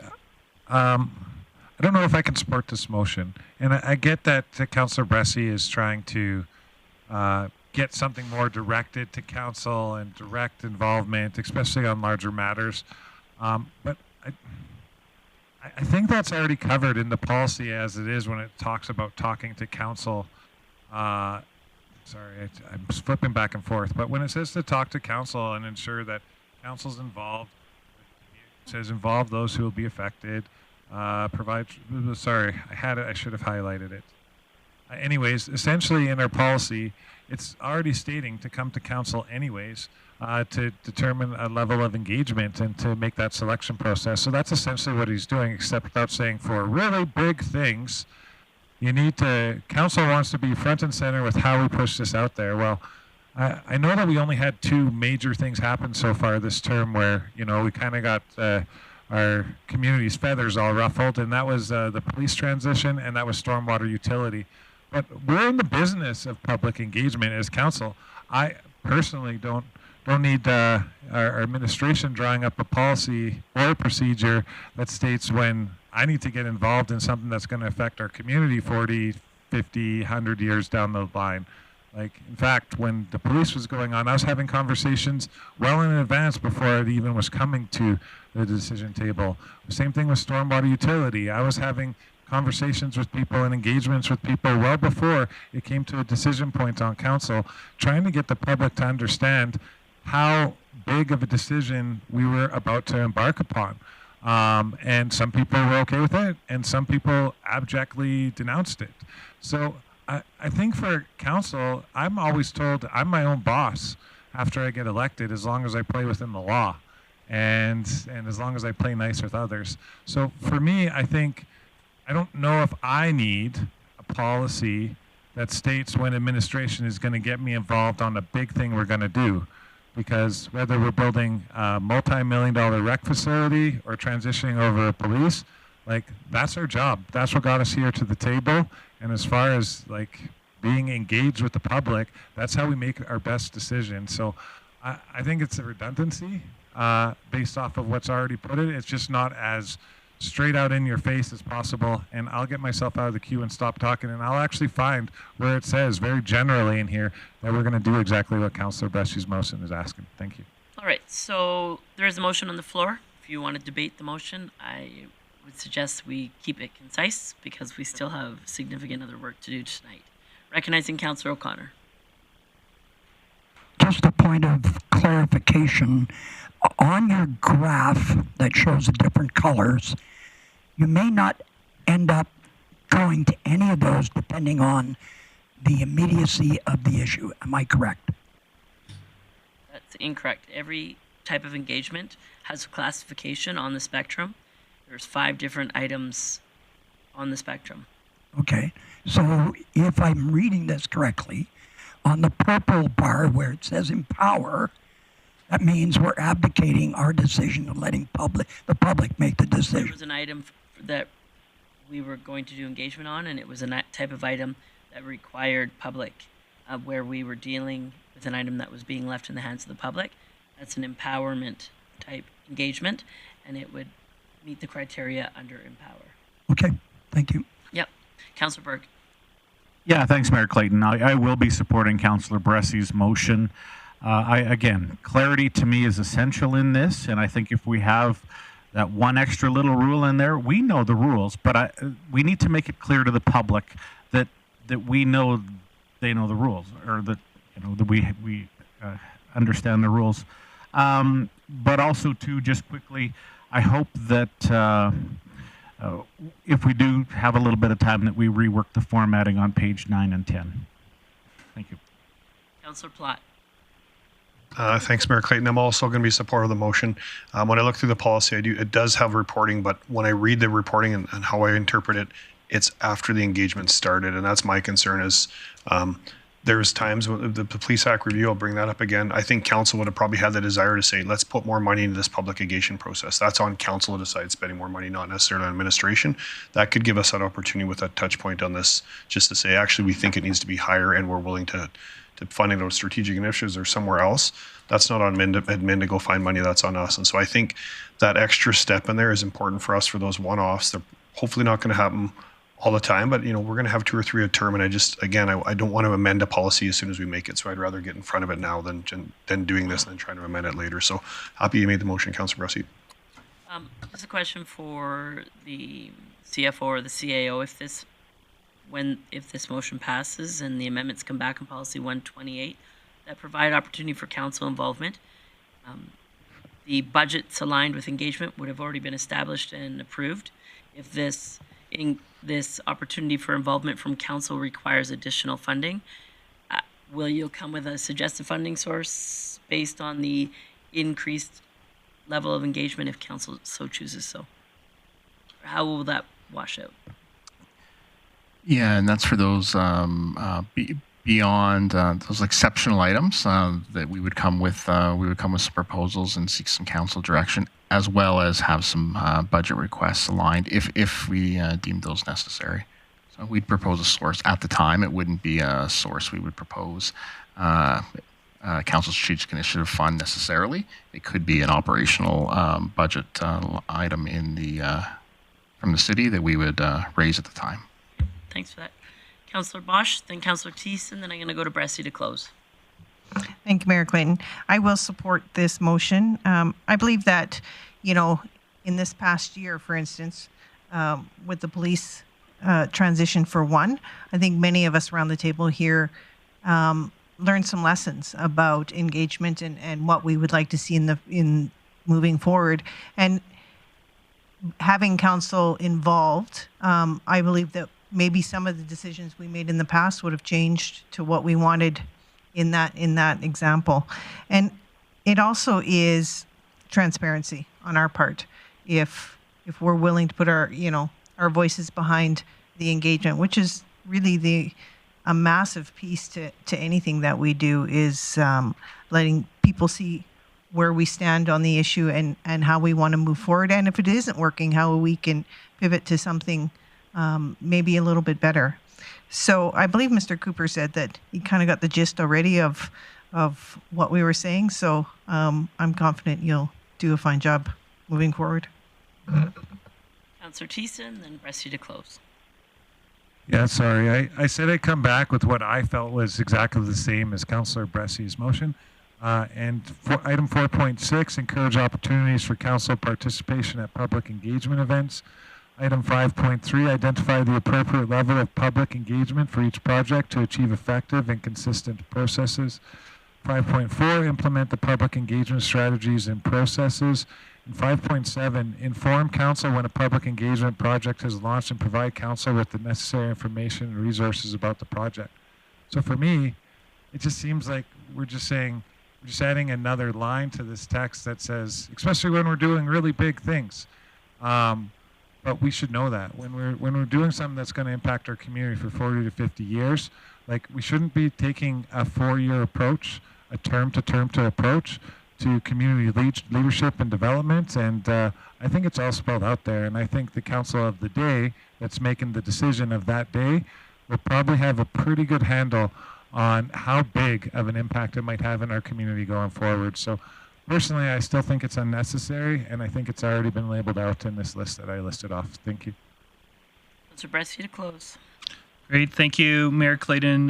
With all due respect to my colleague, I'm just reading this very differently than you are. And I want to be really clear that I'm not trying to create policy on how councillors conduct themselves in engagement. I think we all conduct ourselves in very different ways and to different extents and different topics. And I actually think that's a good thing. That's kind of why the public hires 9 of us instead of 1 of us, so that we can bring those different lenses to things. So this isn't about the work of council. This is about the work of administration. 4.6, 2.2, encourage opportunities for council participation in public events. That's awesome. But if it's a really high impact, exceptional event, it's kind of too late for council to have input by the time we show up at that public event. I want to be able to have input on how that public event's going to get advertised. Is it going to be 1 public event, 3 public events? Is it going to be an open house format, a come and go format, a town hall format? I think that those are things that are too late if we're already at the public event. And then you talked about a whole bunch of things in section 5. I'd point out that that is very explicitly beginning saying city administration will do these things. Council's not brought in until the very end when something's about to launch. By the time engagement activity is about to launch, it's too late for council to have input. And so I really do think that there are some times where we need to be talking about what does this process look like before that process even starts. All the things that just got highlighted are happening after the ball's already rolled down the hill and we can't intervene. So I'd encourage all my colleagues to support this motion. All right, thanks for your close. I'll call the question.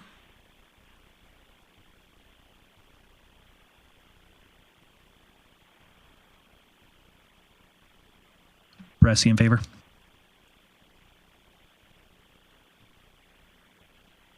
Carries 8-1.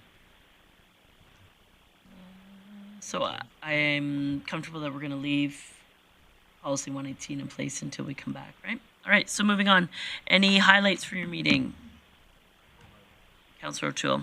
Seeing none, moving on to item 8.5, operational services. The committee meeting was held on April 16th, and I'll turn it over to Councillor Thiessen for introduction. Thank you very much, Mayor Clayton. I move that council approve the minutes of the Operational Services Committee meeting held April 16th, 2024, as presented. Thanks for that. The motion is in order. I'll call the question.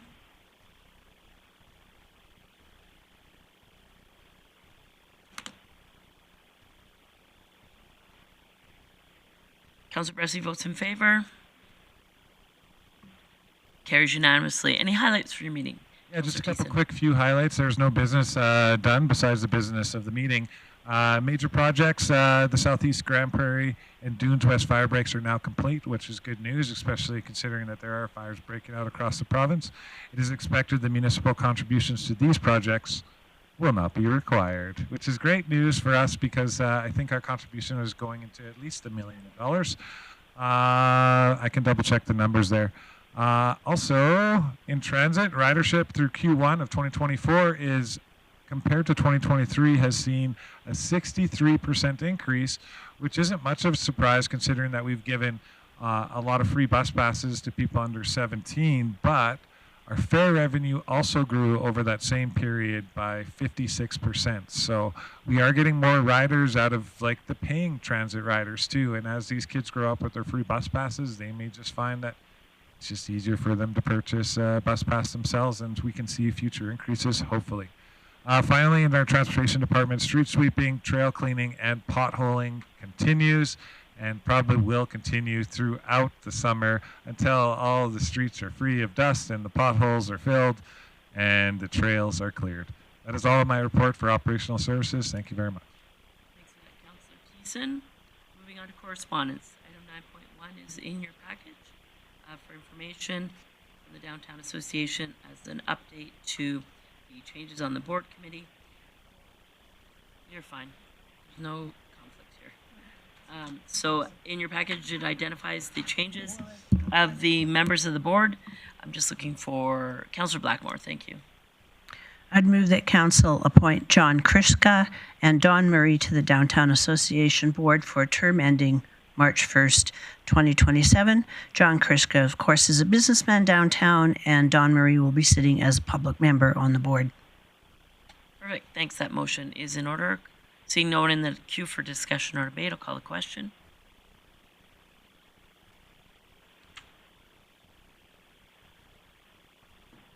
And that carries unanimously. So before we move on to item number 10, because it's our last item of business today, I'm going to ask that we take a 15-minute recess. Thank you.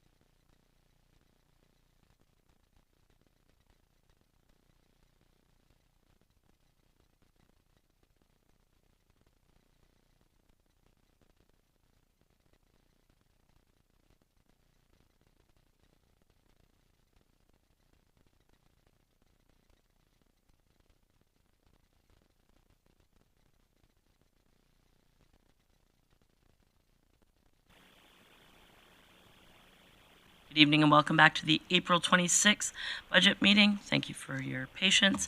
We took a brief break. We are now on item 10 in our agenda under unfinished business. There is one item of unfinished business and it is in your package regarding the 2024 budgeted municipal tax levy and the operating and capital budgets as presented. I'll turn it over to our CFO for introduction. Thank you very much, Mayor Clayton. If I may share my screen, I just have a couple slides to walk through on this item. Thank you. So at the Financial and Administrative Services Committee on April 2nd, administration recommended that the stormwater utility revenue shortfall be covered by way of taxation. So this slide here summarizes the recommendation that was presented to committee on April 2nd. With the cancellation of the stormwater utility came required revenue shortfall that needed covered of just over $3 million, or this does translate into approximately 2.45% of an increase over last year. In November, Council approved a 3.28% increase to taxation, which was just over $4 million in new revenue. So what was proposed at the April 2nd committee was to amend the 2024 budget, and this would include a total revenue required to balance of $7.187 million, or 5.73%. However, there was many discussions at the committee level around other available sources of funding that could be utilized to cover this shortfall. So what I have here for you today is a summary of those conversations and what could be potentially available as a one-time alternative to the recommendation from committee. So the operating budget for the recreation facility of $417,500 really was half a year worth of long-term debt payments on a potential new recreation facility. There is potential that we may not need to have these debt payments in 2024, and therefore Council could utilize that budget to help fund the shortfall. Council also has a strategic initiatives fund. Of that, you could utilize $185,500. Earlier, you approved the 2023 surplus of $597,000 to be put into the financial stabilization reserve. That too could be utilized to cover this shortfall. As well as Chief Glavin had communicated at committee last week, we do anticipate that not all funds will be required for the fire break project, and so have identified $1 million from the financial stabilization reserve as well. So that does revise with a potential addendum to administration's original recommendation. And this is summarized here. I'll just do a quick walkthrough. So as I previously had gone through, the $4.1 million or 3.28% was approved at budget deliberations. However, included in the budget was the expectation of receiving a stormwater utility revenue. Now, with that not proceeding, there is a shortfall of just over $3 million or 2.45%. So, if Council were to utilize a slight tax increase in combination with the $2.2 million that was just summarized on the previous slide, there would be the revenue shortfall would be covered for 2024 with a total taxation increase of 3.97%. Thank you. All right, so just to rephrase that, to cover the required amount, a tax increase of 3.97, including the $2.2 million that was identified on the previous slide, would put taxes at 3.97 and only touching the 417.5 recognized, the 185 of council's money, the surplus, and the $1 million from the fire reserve, correct?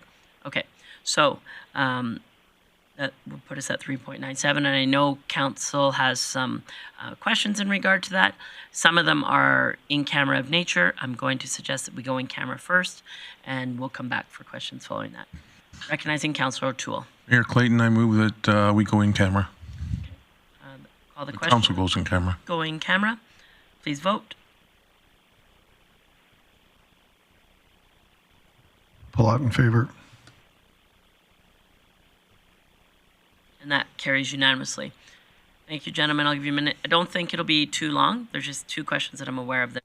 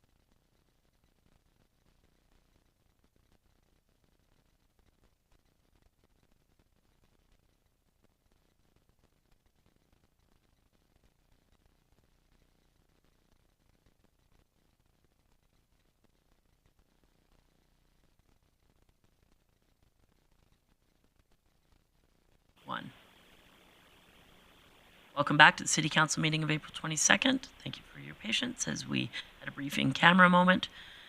I do have 3 councillors in the queue. I would prefer that we have discussion or debate on a motion, and so I'll recognize Councillor Berg. Are you ready for business, or you have administration? Okay, is everybody administration questions? All right, we'll do that first then. Go ahead, Councillor Berg. Yeah. Okay, thank you. Ms. Whiteway, the 185.5 from the Strategic Initiatives Fund, does that deplete that fund, or is there still money left in it? Ms. Whiteway? Thank you for the question through the mayor. No, that does not deplete. And my apologies. I can get you what that balance would come to, but That's fine for now. I just wanted reassurance it wasn't depleted. If I recall correctly, there was approximately $700,000 in that, so there would be approximately $500 left. Councillor Plott. Thanks, Mayor Clayton. Mine actually was more of a business, so if there's people with questions. Or I'll come back to you for business, okay? Councillor Bressie. Great. Thank you. Could I just get reminded of our budget? I believe we're already drawing out reserves this year to fund operations. Is that correct? And if so, how much are we drawing out of reserves this year? Ms. Whiteway, do you need a moment for that? Thank you, Mayor Clayton. So within the 2024, the total transfers into reserves, so deposits in was just 6.8 million. But we will utilize in budget now, prior to any decision today, 6.9 million. So between the two in and out, there is a slight utilization budgeted of about 100,000. Go ahead, Councillor Bressie. So then what's going on, and I could be misremembering this, but I think we moved at the end of budget deliberations to also take an additional $1 million out to mitigate the tax impact this year. Am I misremembering that? That is correct. Go ahead, Ms. Whiteway. Thank you, Mayor Clayton. Yes, that's correct. Sorry, I didn't specifically identify, but yes, that is included in those figures I provided. Great, thank you.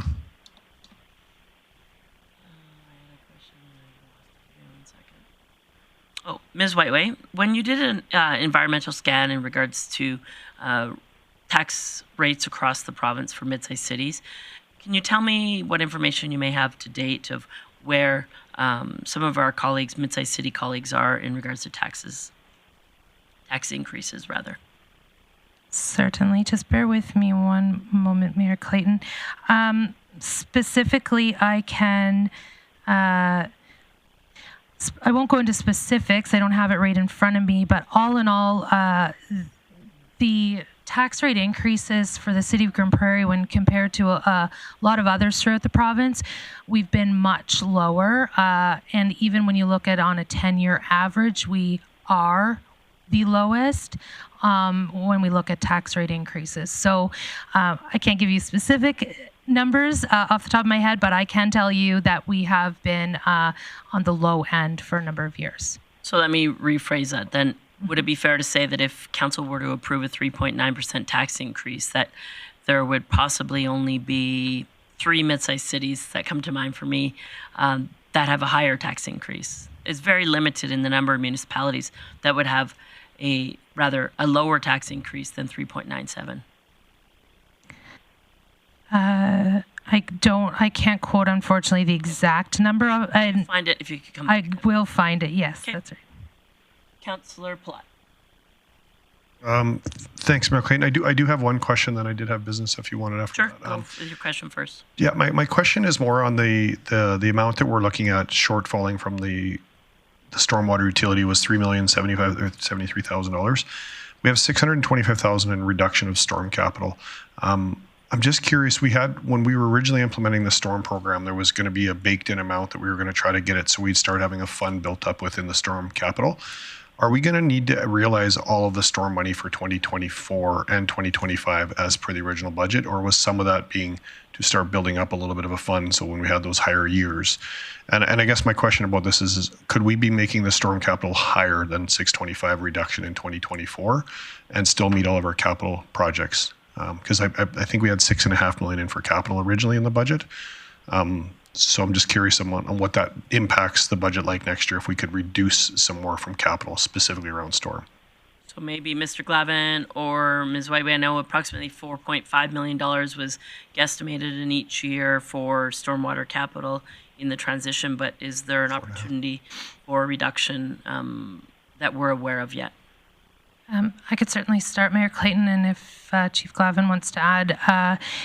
When we looked at the overall capital for storm, what our intention was with the utility was to smooth it out so that you wouldn't see spikes in utility rates. So yes, the 625 was intentionally included to build up a fund that would support future and allow for a stabilized utility rate ongoing.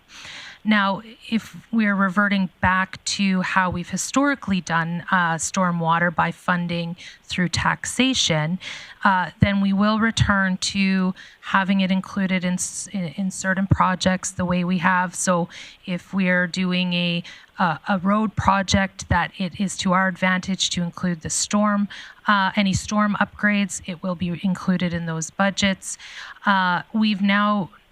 This amendment that we've proposed and brought forward today includes a drop of 625, so we're not proposing to future fund any storm, but what is in budget is required to maintain and continue with our storm infrastructure.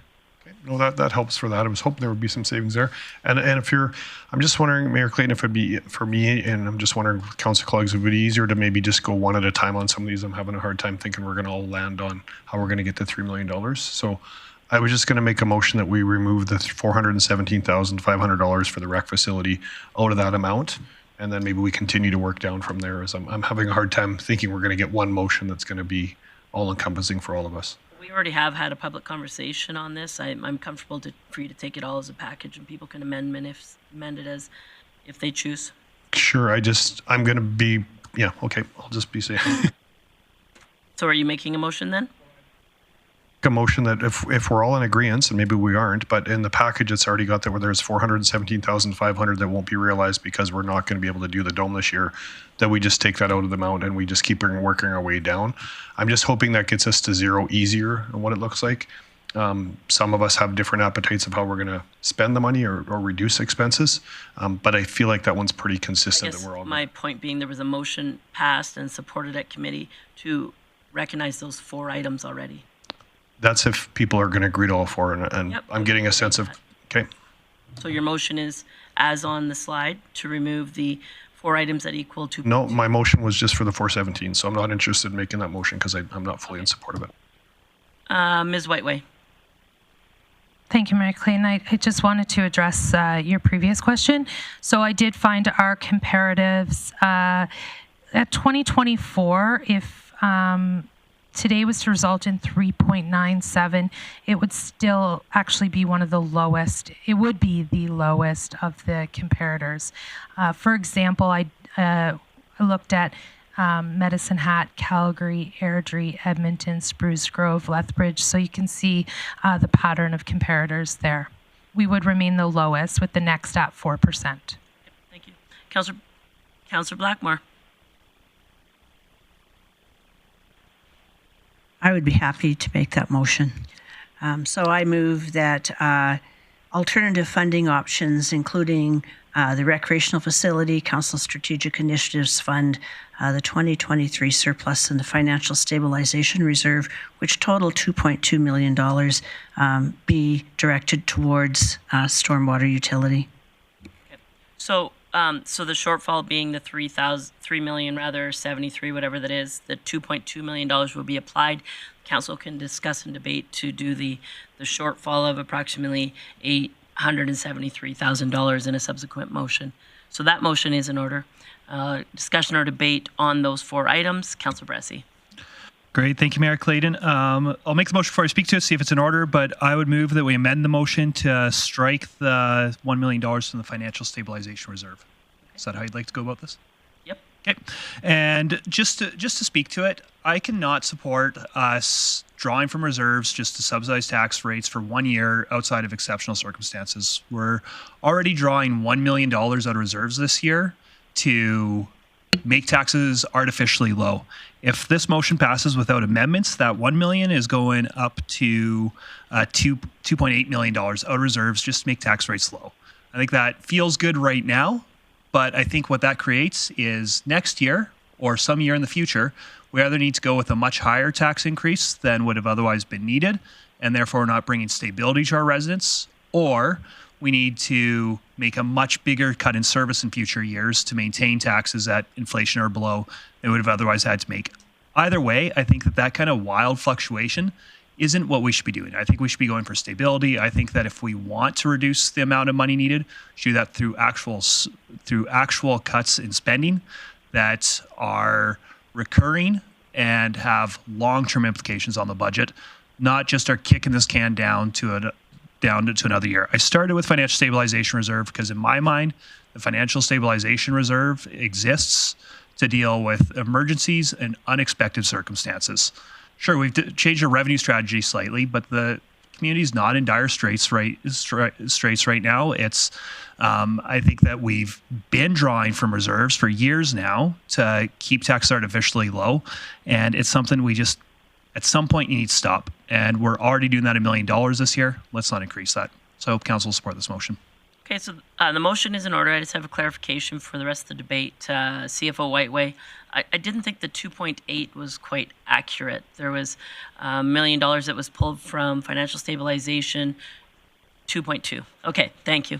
So I don't have a question. Sorry, Mayor Clinton, just set up off microphone. I just want to acknowledge publicly. Yeah, 2.2. I was looking at the 2023 surplus, but that's not accurate. Thanks. So 2.2 is accurate. Thank you. And then my other clarification for discussion and debate is the financial stabilization reserve is not a new withdrawal. It's money that, in a sense, was already spent because council approved it for something else that ended up not being spent. So, Councillor Thiessen. Yeah, I'm looking forward to the discussion on this. I'm inclined to agree and disagree with Councillor Bressie on most topics. But on this one, Councillor Bressie is right. We did draw $1 million at budget, but it was $500,000 from our strategic initiatives fund and $500,000 from reserves, which totals $1 million. I'd also note that the 2023 surplus we just put into reserves, so we're essentially taking those out of reserves. And I get where Councillor Bressie's going with this. In fact, I agree with him. I don't know if he's gone hard enough, though. And the reason why I state that is because after we had extensive conversations with the community through stormwater utility, what the message I kept hearing over and over and over again from our residents was, if you used to pay for it by tax, that's how I want us to pay for it right now, is by tax. So use the tax to pay for it. And that was about 90% of respondents that came out to all of our public engagement sessions. So essentially, I feel like the public has already spoken. And I don't like seeing 5% tax increases or close to 6%. But when we do a scan across the province, what we're seeing is like there's municipalities that are over 10. There are municipalities that are averaging on average about 7.5 to 8. And so we're still under that whole average, even if we just decided to do all tax here. So I can support Councillor Bressie's motion as it stands right now. Where I sit, I don't know if Councillor Bressie went far enough, but I'm sure if I poke him a little bit, he might go farther. So yeah, I look forward to the rest of the conversation, and I'm not scared of the tax because neither are our residents. Thank you. Councillor Berg. And sorry, discussion and debate is on the amendment. Correct? Yes. Yep. Thank you. So I won't support Councillor Bressie on this one. Much like you just mentioned, Mayor Clayton, that $1 million we did allocate, and it's coming back to us. So in this case, with this allotment of money, I don't mind putting it towards something else. To me, it was already spent and it's come back. However, on the balance, I'd like to see that on taxes. But on your amendment, I'm not in favor. Thanks for that, Councillor Bosch. Thank you, Mayor Clayton. I guess that is then nearly 5% increase.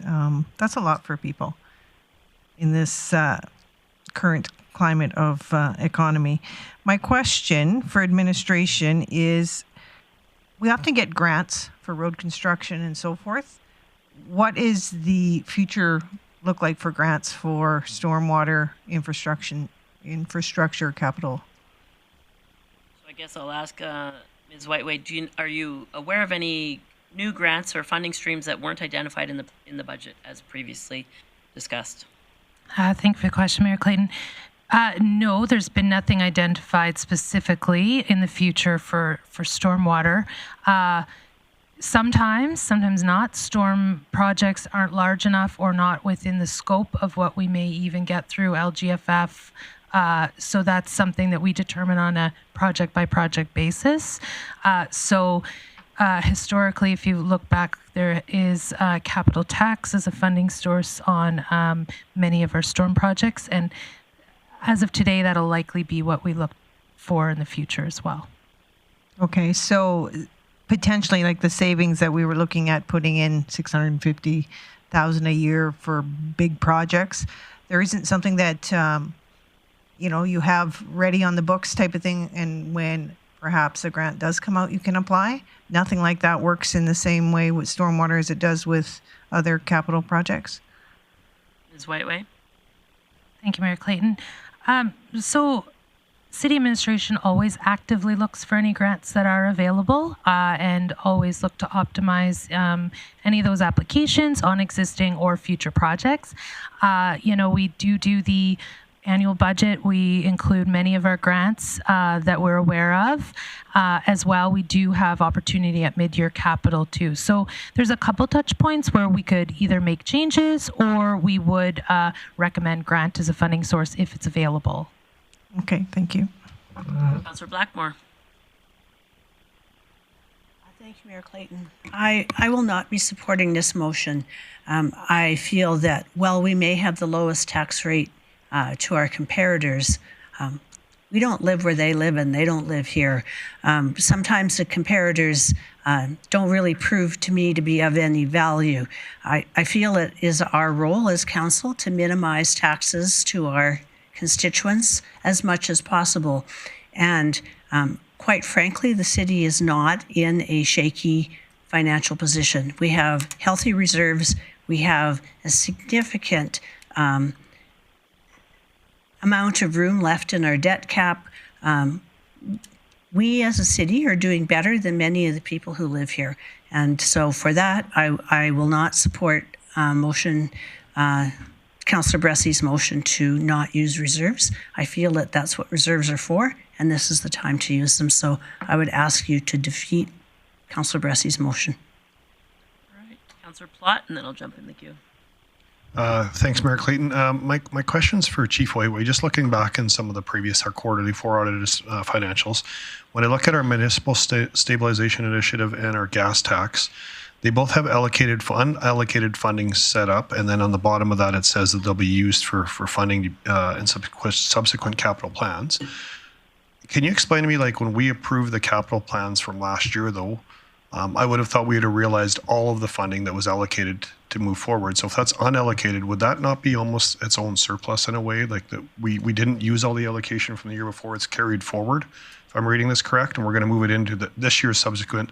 But if we did move it in, wouldn't that lower the capital tax requirement needed on the tax base? Sorry, Councillor Plott, can we just come to that when we're not discussing? Well, let's discussion this, because if this is, if I'm understanding and if I'm wrong on this, if it is about that, then it totally changes my outcome of whether because I'm wondering if there's allocated funding that hasn't been spent. And so it changes my impact on whether I'm worried about reserve levels or not. Sure. I mean, the amendments on removing that $1 million are not, but go ahead. Thank you, Mayor Clayton.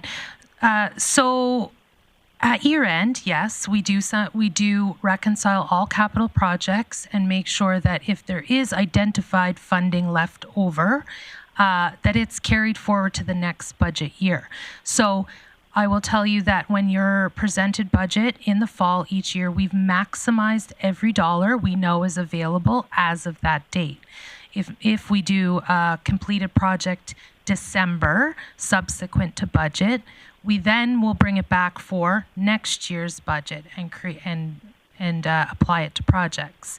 So there's also the opportunity at mid-year capital as well. But like anything with surplus grant funded projects, there's always minimum requirements, very specific projects you're able to do so. So we take the time to be able to look at what we could, if we could reallocate funding, and we would present that at mid-year capital or at budget deliberations in the fall. So I'm still just a little confused. So there's $3.4 million here that we thought we allocated that's not allocated now. So that's going to come back at a mid-year capital change. And the only reason I'm going on this, Mayor Clayton, is I'm just wondering if there's not enough allocated funding that we could be reallocating money that we usually put on capital tax, which is a tax base.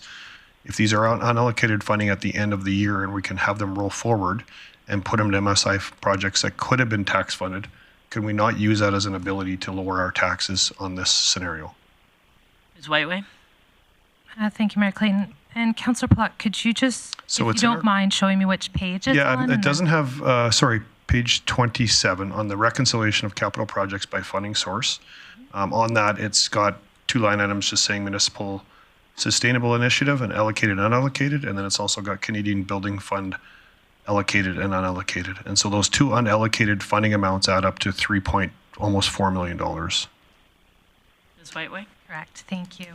Yes, those will be included in either mid-year capital or next year's. So, and the reason being is we have no existing projects approved that we could reallocate at this time. We can do another review, but we won't be able to utilize all of those funds with the existing capital tax. A lot of the capital tax projects on the list are because they won't qualify to be funded under LGFF or gas tax. They're very specific, both the federal and provincial government, on what type of projects can be funded. So it does take administration time to double check project parameters, minimum project amounts. I think, for example, the minimum project on the previously MSI was 5% or 10%, pardon me, of your total funding. So there's a minimum project requirement as well. So it would take time for us to come back and propose a new capital plan to council, which we would like to do at mid-year. Okay. So hearing that, I feel like there's going to be some funding that we'll have come up that we could probably lower some capital tax and moving forward. So I'm fully in support of this motion. I think we're probably going to see some of this come back. I'm not understanding how it's unallocated at the end of the year when we allocate stuff to capital taxes, saying we're going to come back middle of the year for the next year. So maybe in 25 we'll monetize this money. Like, I'm trying to understand where this unallocated money would end up being utilized in our community. So can maybe send me an email to explain it better. But I'll be supportive of the motion. Right. So discussion or debate on the motion to amend to remove the $1 million. So, Councillor Thiessen.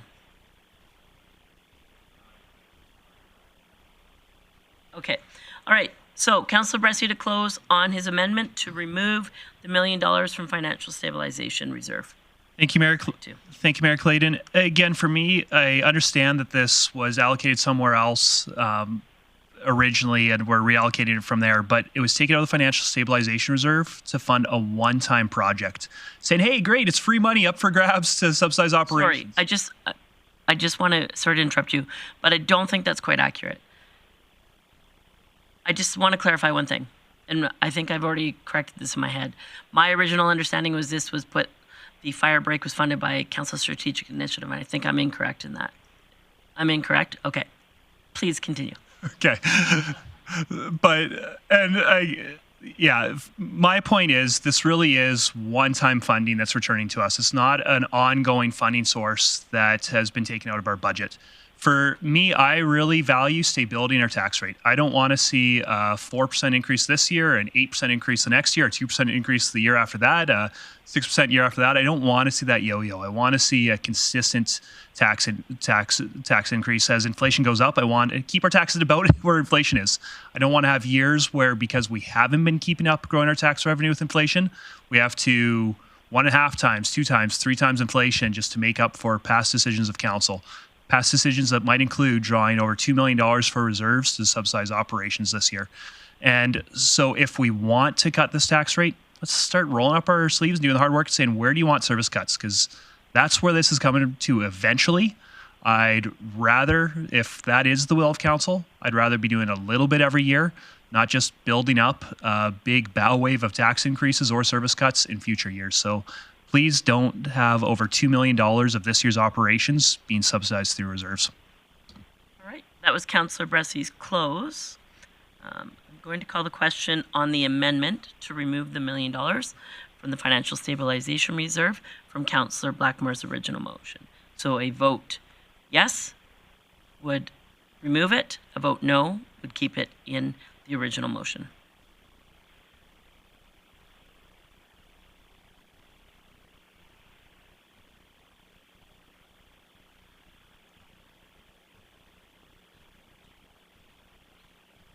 Councillor Bressie? In favor. Councillor O'Toole?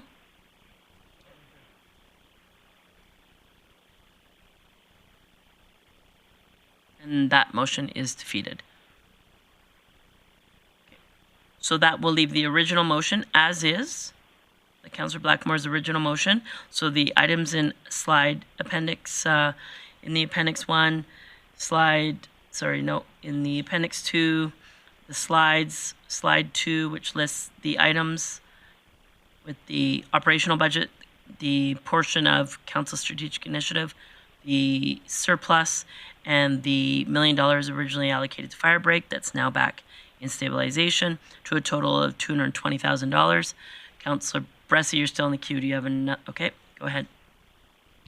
Great, thank you, Mayor Clayton. I think I know this is going to go, so I'm going to make these as separate motions, but I'll just make them as one just to expedite the process. I'd move that we amend the motion to strike the funding for Council Strategic Initiative funds and strike the 2023 surplus. And I don't want to belabor the point. It really is the same arguments about we really are just creating a larger tax increase in future years. So I'll just say ditto to what I said before.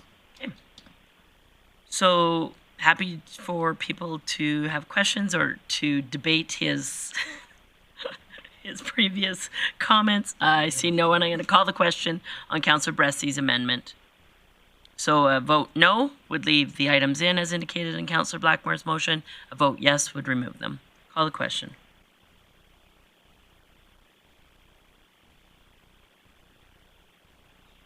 It's not there yet. Just patience.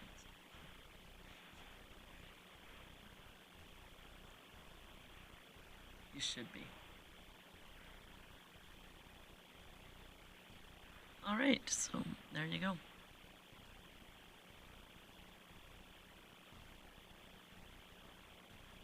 Councillor O'Connor, how do you vote?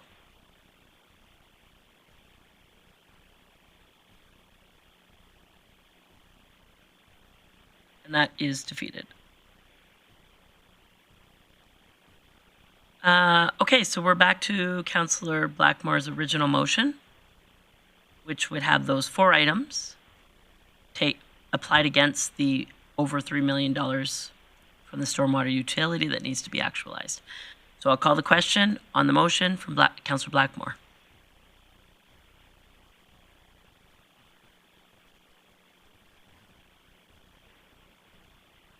Bressie opposed.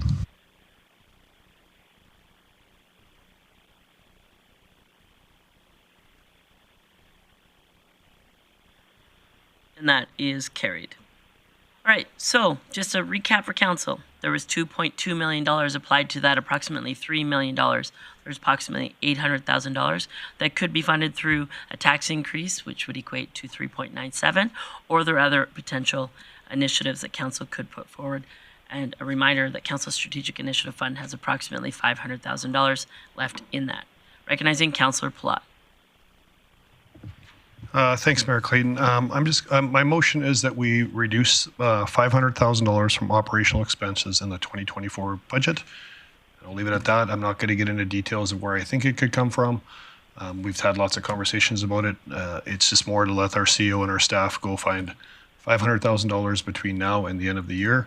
Remind us that I don't know if we've ever had a surplus less than that, and so I'm hoping that worst case scenario that puts pressure on admin, but maybe it isn't as easy. It's not easy to have a surplus, but we continually have surpluses. So my motion's $500,000 reduction in operational expenses for 2024's budget. Recognizing, Mr. Burke, did you get in the queue or are you good?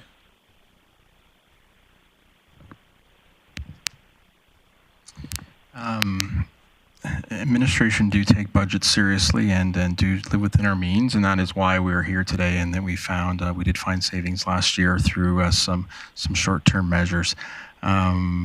if council do have service delivery reductions that they'd like to implement, we would ask for some further direction in that just us going away and finding $500,000 isn't enough direction for administration to implement at this time. I'll recognize Councillor Berg, Blackmore, and then I'll jump in the queue. Thank you, Mayor Clayton. I will be opposed to this one. I do feel at this point, for the balance, I do think it should be a tax increase. To Councillor Thiessen's point earlier, I was hearing the same things, where the public was asking if we've had it in our taxes, put it back in our taxes.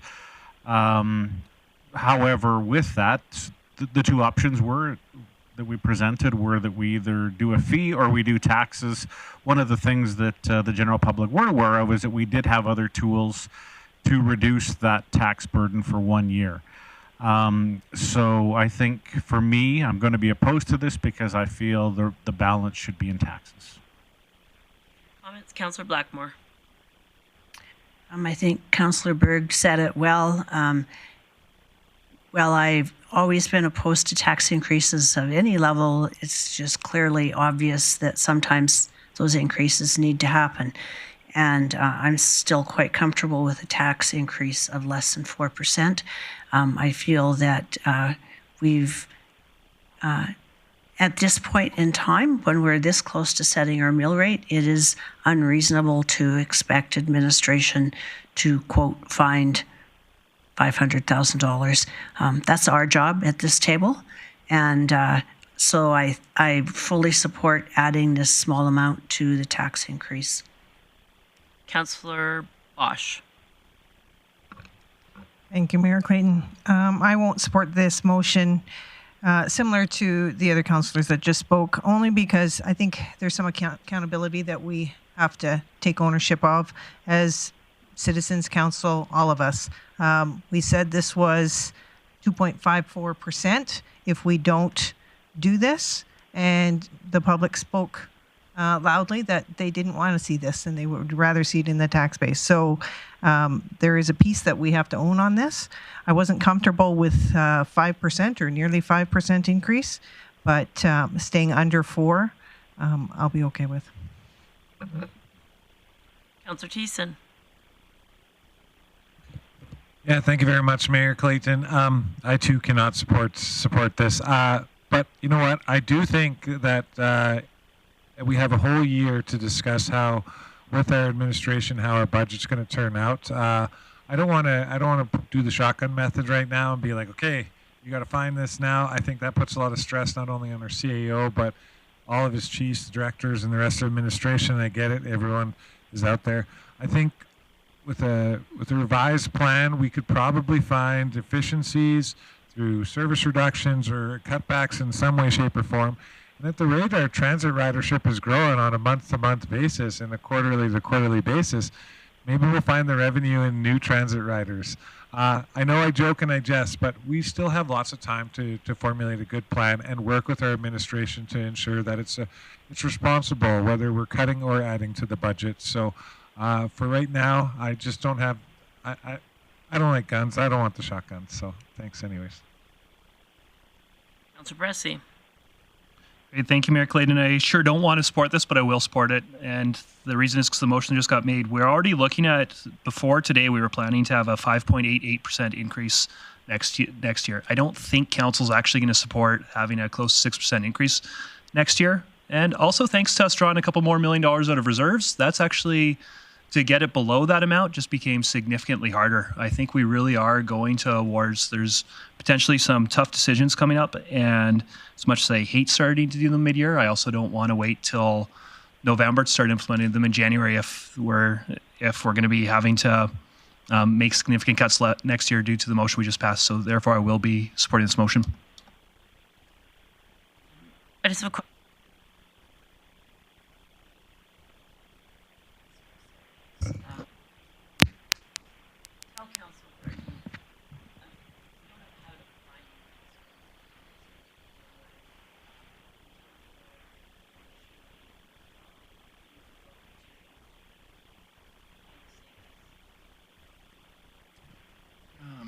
Wouldn't be savings, it would be reduction in expenditures. And I would want to seek some clarification. We are required to pass a balanced operating and capital budget. I'm not. I would have to get some clarification of how we would interpret cuts to operating. But if we were to look, we would look at proposing reductions in services, but also further delays in hiring. We do have a budgeted managed manpower program where we do delay hirings by a certain period when there is a vacancy that occurs. We would have to extend that, which would then have some impacts across the organization. Those are short-term measures that do have longer-term impacts, but reduction or lengthening the period of hiring would be the initial one. But even in a full year, this would be doubling that process essentially, or a little bit more. So that wouldn't find it all. We've talked to council for the last couple months about this impending decision. We haven't had any other proposals until this time. We would have been prepared to bring some forward, but at this late stage, I'm not certain how we would implement the motion at this time. For your comments, Councillor Platt to close. Thanks, Mayor Clayton. We have had lots of talks about things, and I guess in camera we've talked about service level reductions areas. I don't think I get mixed vibes on this when I get told to not get in the weeds, so I'm trying not to make a motion that gets into the weeds about areas that I would be very comfortable with us cutting with service reductions. I just made a blanket motion to leave administration alone, to let them go do the work. I do feel pretty confident. We've had a lot of conversations the last 2 or 3 months with our CEO about areas that we're concerned with expenditures. I just think this just speeds that process up. If these are cuts that are going to come in the fall, and we're not going to accept a 7 or 8% budget for next year, then why wouldn't we work on doing this now? I don't know why we'd kick this down until the fall budget, and then we've spent the money, and then we're going to cut even deeper. Then the cut's going to look even bigger come the fall if we try not to do some of it now. So that's why I went with $500,000. It is $1 million over the course of the year. If we start saying, hey, July 1st, they got to find $500,000, it's about $80,000 a month for those 6 months, I guess, is what I'm looking for. And it's not necessarily about the tax increase going from 3.99 to 4.2 or whatever the number would be. It's about that we're going to be making tough decisions come this fall either way. So I don't know why we'd wait to make tough decisions this fall. We've had lots of conversations with our CEO about areas that we all have concerns with our service levels. I think this is the opportunity for us to say we've talked about them. Now we're tasking with starting to do some of those sooner than later as well. So I hope you can support the motion. Sorry, and I know that was your close, Councillor Platt, but I just question for the CAO. Based on the timing and the mill rate, and your understanding of the motion, if approved, would your expectation be that you're going to find $500,000 by May 1st? I mean, we have to have our mill rate, and we have to have a balanced budget, so.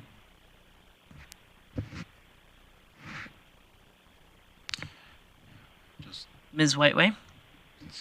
Thank you, Mayor Clayton. I can certainly start just for timing of the mill rate. It is scheduled to come to committee on Tuesday. One thing with balancing a budget and having meeting that expectation of municipal affairs, I'm not sure where we would apply the $500,000 to. So, if you recall, what was provided to council for the Finance and Admin Committee was very specific to here's what you approved, here's what we need adjusted.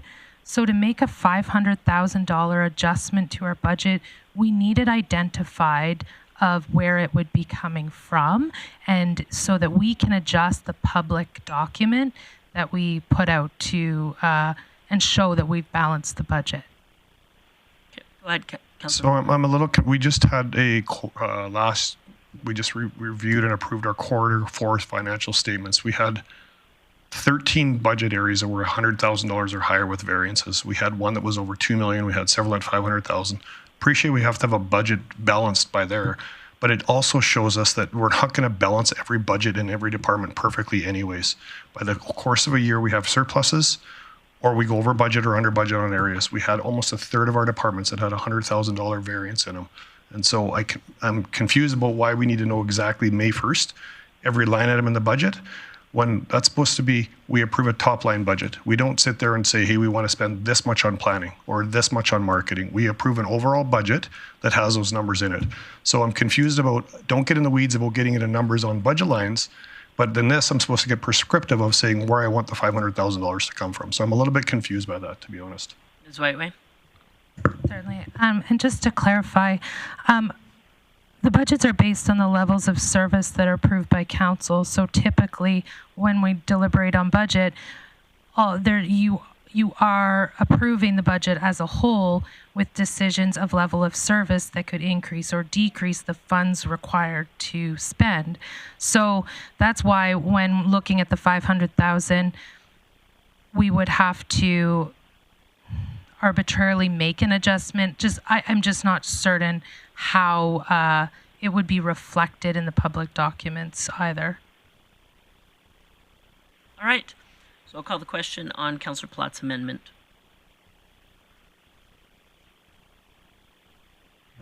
Platt in favor.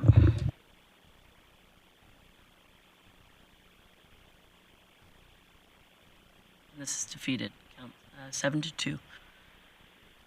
So, sorry. Okay, so we are on to the original motion. Nope, we are not. The original motion carried. So currently, as is, we have approximately $800,000 that could either be recuperated through taxes or other funding streams. Councillor Bressie. Great, thank you, Mayor Clinton. I actually have a process question. When's the mill rate bylaw is coming to committee next Tuesday? When's it actually coming to council? 2 weeks following, or a week following, sorry. Okay, so we can approve it in May. Right. Yep. Wasn't sure about the process. Councillor Blackmore. I would move that the remainder outstanding for stormwater be funded by tax bylaw. Perfect. So, as in the package, the 3.9% tax increase would recuperate the amount that wasn't identified in the 2.2 million. Okay. Okay. Yep. You bet. Discussion or debate on that? Seeing none, I'll call the question.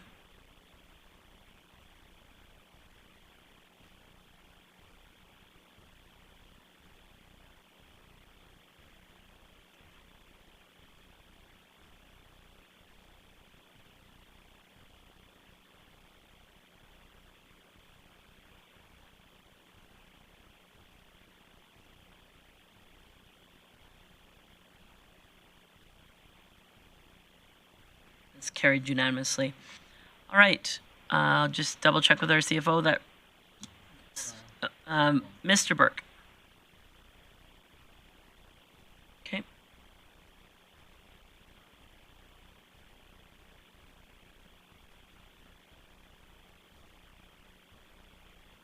We're good? Okay. Moving on. So there are no delegation business, no notices of motion. We are now going to go to council member reports, and I'm going to start with Councillor O'Connor. Thank you, Mayor Clayton. I've got a fairly short report. We signed in the fire chief, Mark Van Werkhoven, and had a Col Louis Riel city tour, and that was excellent. And then went to the revealing of the Grande Prairie Police Service vehicles and the uniforms, and the Coordinated Care Campus grand opening. Chief of Police swearing in. Chief Lacusta is very well respected across the province, and we had many police chiefs from across the province that came up. And went to Earth Day, and Vasiki was truly awesome. Great food, great music, and a great time. Thank you. That's my report. Thanks for that. Councillor Berg. Thank you, Mayor Clayton. Again, I too went into the swearing of the two chiefs, both for fire and police. Wonderful ceremonies. Went to paint a puck for both Saturday and Sunday. We painted 520 pucks at the Montrose Cultural Center, along with the Art Gallery of Grande Prairie, and those pucks will be arranged. I believe it's going to be 17 feet across by 4 feet high, and in a mural that will be on display during the Canadian Aboriginal Hockey Championships, which again are May 5th to 11th. At the end of the event, those pucks will either be raffled or sold off, and the funds going to support Grande Prairie's Friendship Center. We had lunch with volunteer services and heard their concerns and challenges, and there are many, and look forward to working with them in ways that we can help them out. One event that I attended just this past weekend was the Sexsmith Museum Society fundraiser. It's the second year in a row that I've been, and it's an organization that I actually volunteered for 11 years, so it's always good to see the people. And this summer, I strongly suggest, if you haven't been, head down to Sexsmith for a Saturday afternoon this summer. I know their Chautauqua days are usually in June, but they've got their grain elevator restored, 1920 streetscape. One of the, if I'm correct, one of the only 2 remaining original blacksmith shops left in Alberta. And then there's also Paskowski House, which is an old house that's been restored, and just a wonderful day down in Sexsmith. So get out there and support the Sexsmith Museum Society if you have a chance this summer. Thanks. Thanks, Councillor Berg. Councillor Plott. Thanks, Mayor Clayton. Attended the Cedar Point opening. It was nice to walk the whole facility and see what's happening there. We had a discussion here with some of our council colleagues about how we're going to do school visits as well as in-person visits from our students, and just how we're going to roll that program out. Had a library board meeting, and happy to announce the library is looking at doing some funding, specifically to extend their hours on Sunday. But the board did approve extending the Sunday hours, and with a targeting launch date of June. So we're looking at adding a couple hours to the library in June. After that, it was regular committee business, and we did update our action items as well. That's my report. Thanks, Mayor Clayton. Thanks, Councillor Plott. Councillor Blackmore. Thank you, Mayor Clayton. I attended the fire chief swearing in, and it's of note to me that our outgoing fire chief left the day that he'd served 40 years of service in Grande Prairie. So he retired on a Tuesday to make that happen. I know that our new fire chief is long experience with both EMS and with fire, and I look forward to seeing how things roll out under his command. I attended the Masqua monthly progress meeting. So the Masqua Medical Center, that is being driven by a community group of volunteers, is well underway, and those update meetings take place with the Masqua board and the architect, as well as funding members in the surrounding area. I was pleased to go to the police car unveiling at Center 2000. I was disappointed that they didn't arrive with full lights and sirens, just lights. But I really like the kind of old-fashioned car that's the black and white car. I think is interesting and appealing. I attended the Cedar Point grand opening, and I'm really encouraged to see the mustard seed as being the people who will be delivering programming at that unit. The mustard seed has such a great reputation across Alberta in the 40 years that they've been providing service, and they certainly do understand the needs of people who are street engaged and dealing with addictions.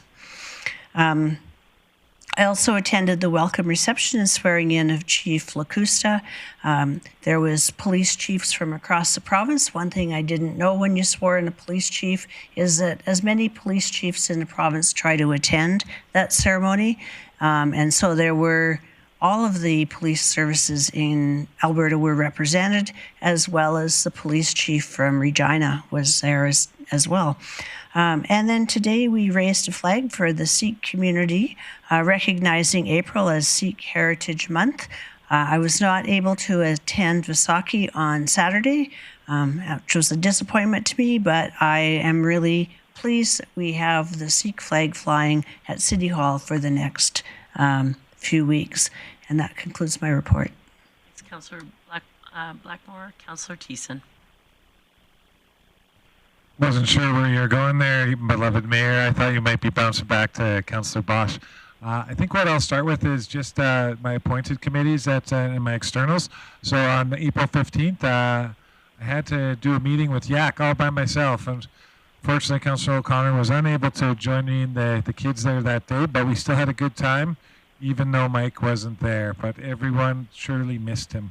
Now the youth there received presentations from the Grande Prairie Youth Emergency Shelter Services and a little bit of a tour of what Sunrise House offers for programs and inside of their new residential shelter for youth.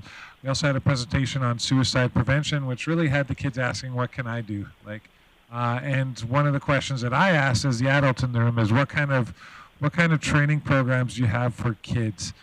Now, unfortunately, suicide prevention doesn't actually have a training program for kids, so they did get a referral to another organization. Well, that's what I was told by the rep there, but you're probably right, Councillor Blackmore, as you're always right. Keep going, Councillor Teason. One thing I did that as the meeting was winding down, we realized that we're running short on time for what's left for the youth here in this year. And some will be coming back next year, but there was a lot of sentiment around the table that perhaps we need to do more events, or we need to do an event. And realizing that they're running out of time, they got a lot of knowledge this year on what the city does, different departments, and different areas of the city. They've had lots of tours and stuff like that.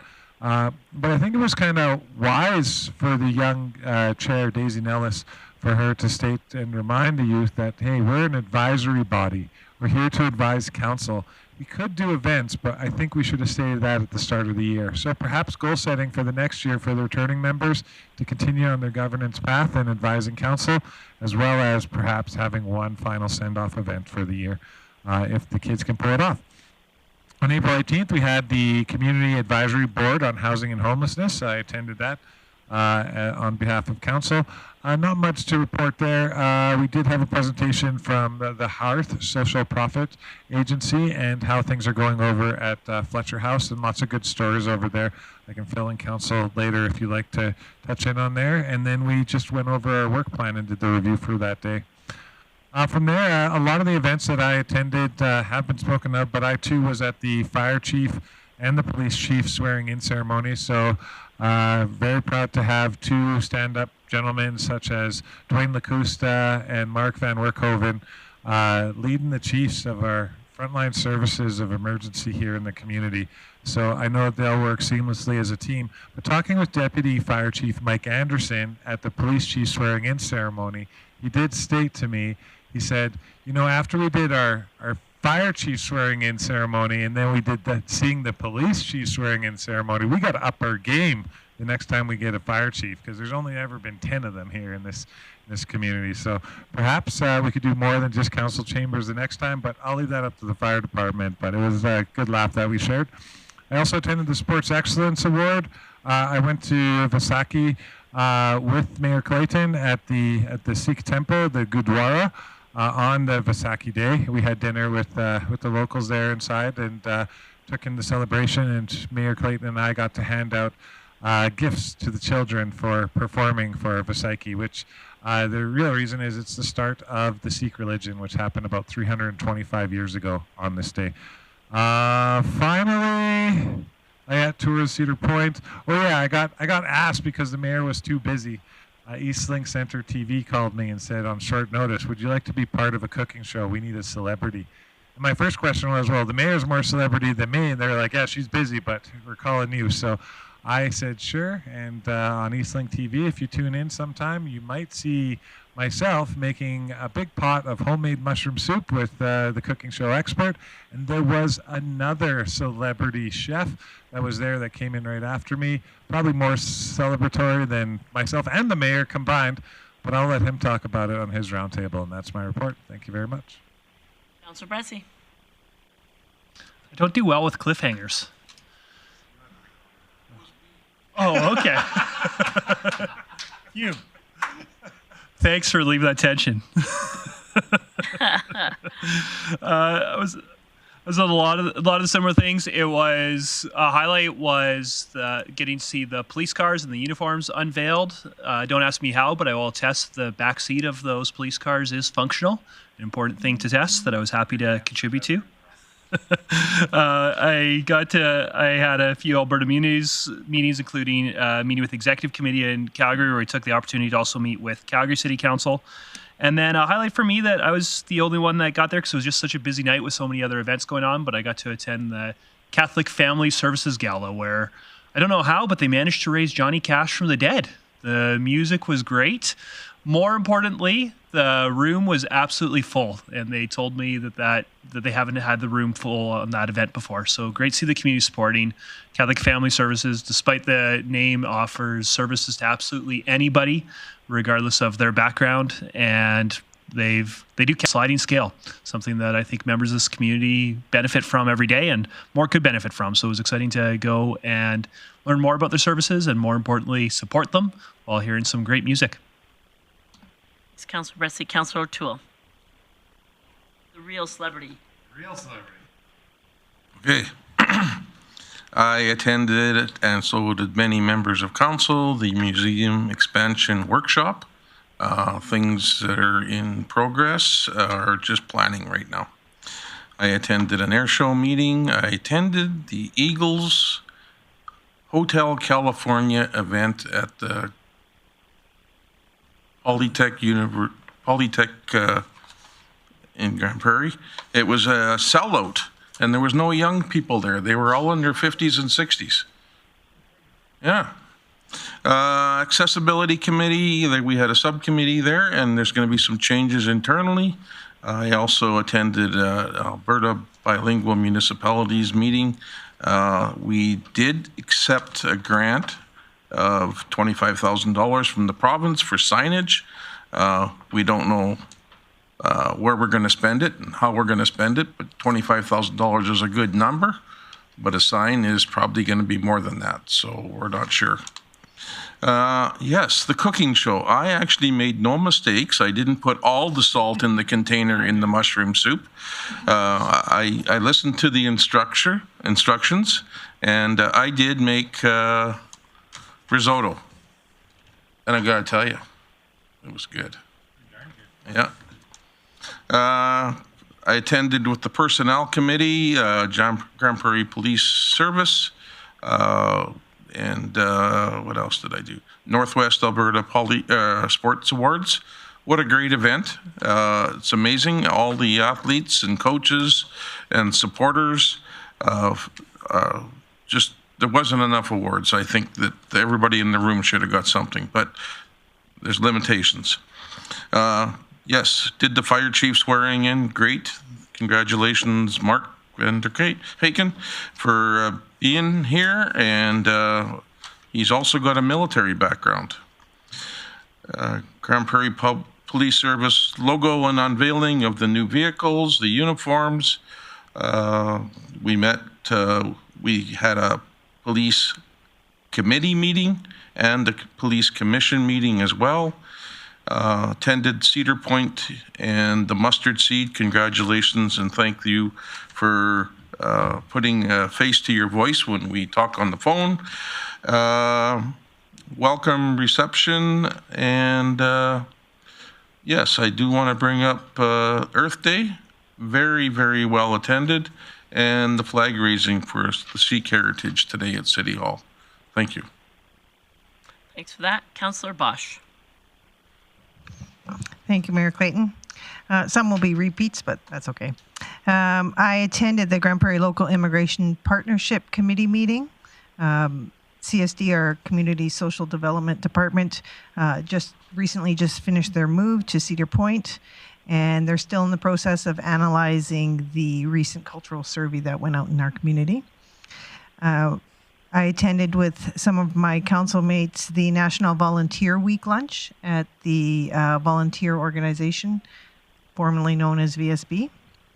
The Northwest Alberta Sport Excellence Awards, and just a congratulations to all the nominees, the athletes, coaches, and officials who came home with some awards. The new fire chief swearing in, of course, and the new swearing in for Chief Lacusta. As Chair Dan Wong said from the Police Commission, as an engineer, he didn't know if the floors could handle that amount of brass weight. in that building. It was impressive to see all the police chiefs and RCMP members in for that special event. Next, I went to the Sport Connection board meeting. There we talked about mainly the awards and upcoming events here in the near future for that organization.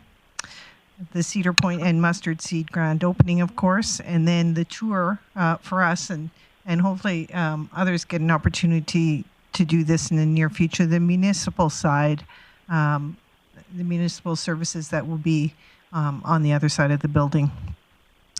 On Friday, I went to the Storm Celebrity Dinner, and that was fantastic. That was at the Pomeroy this year.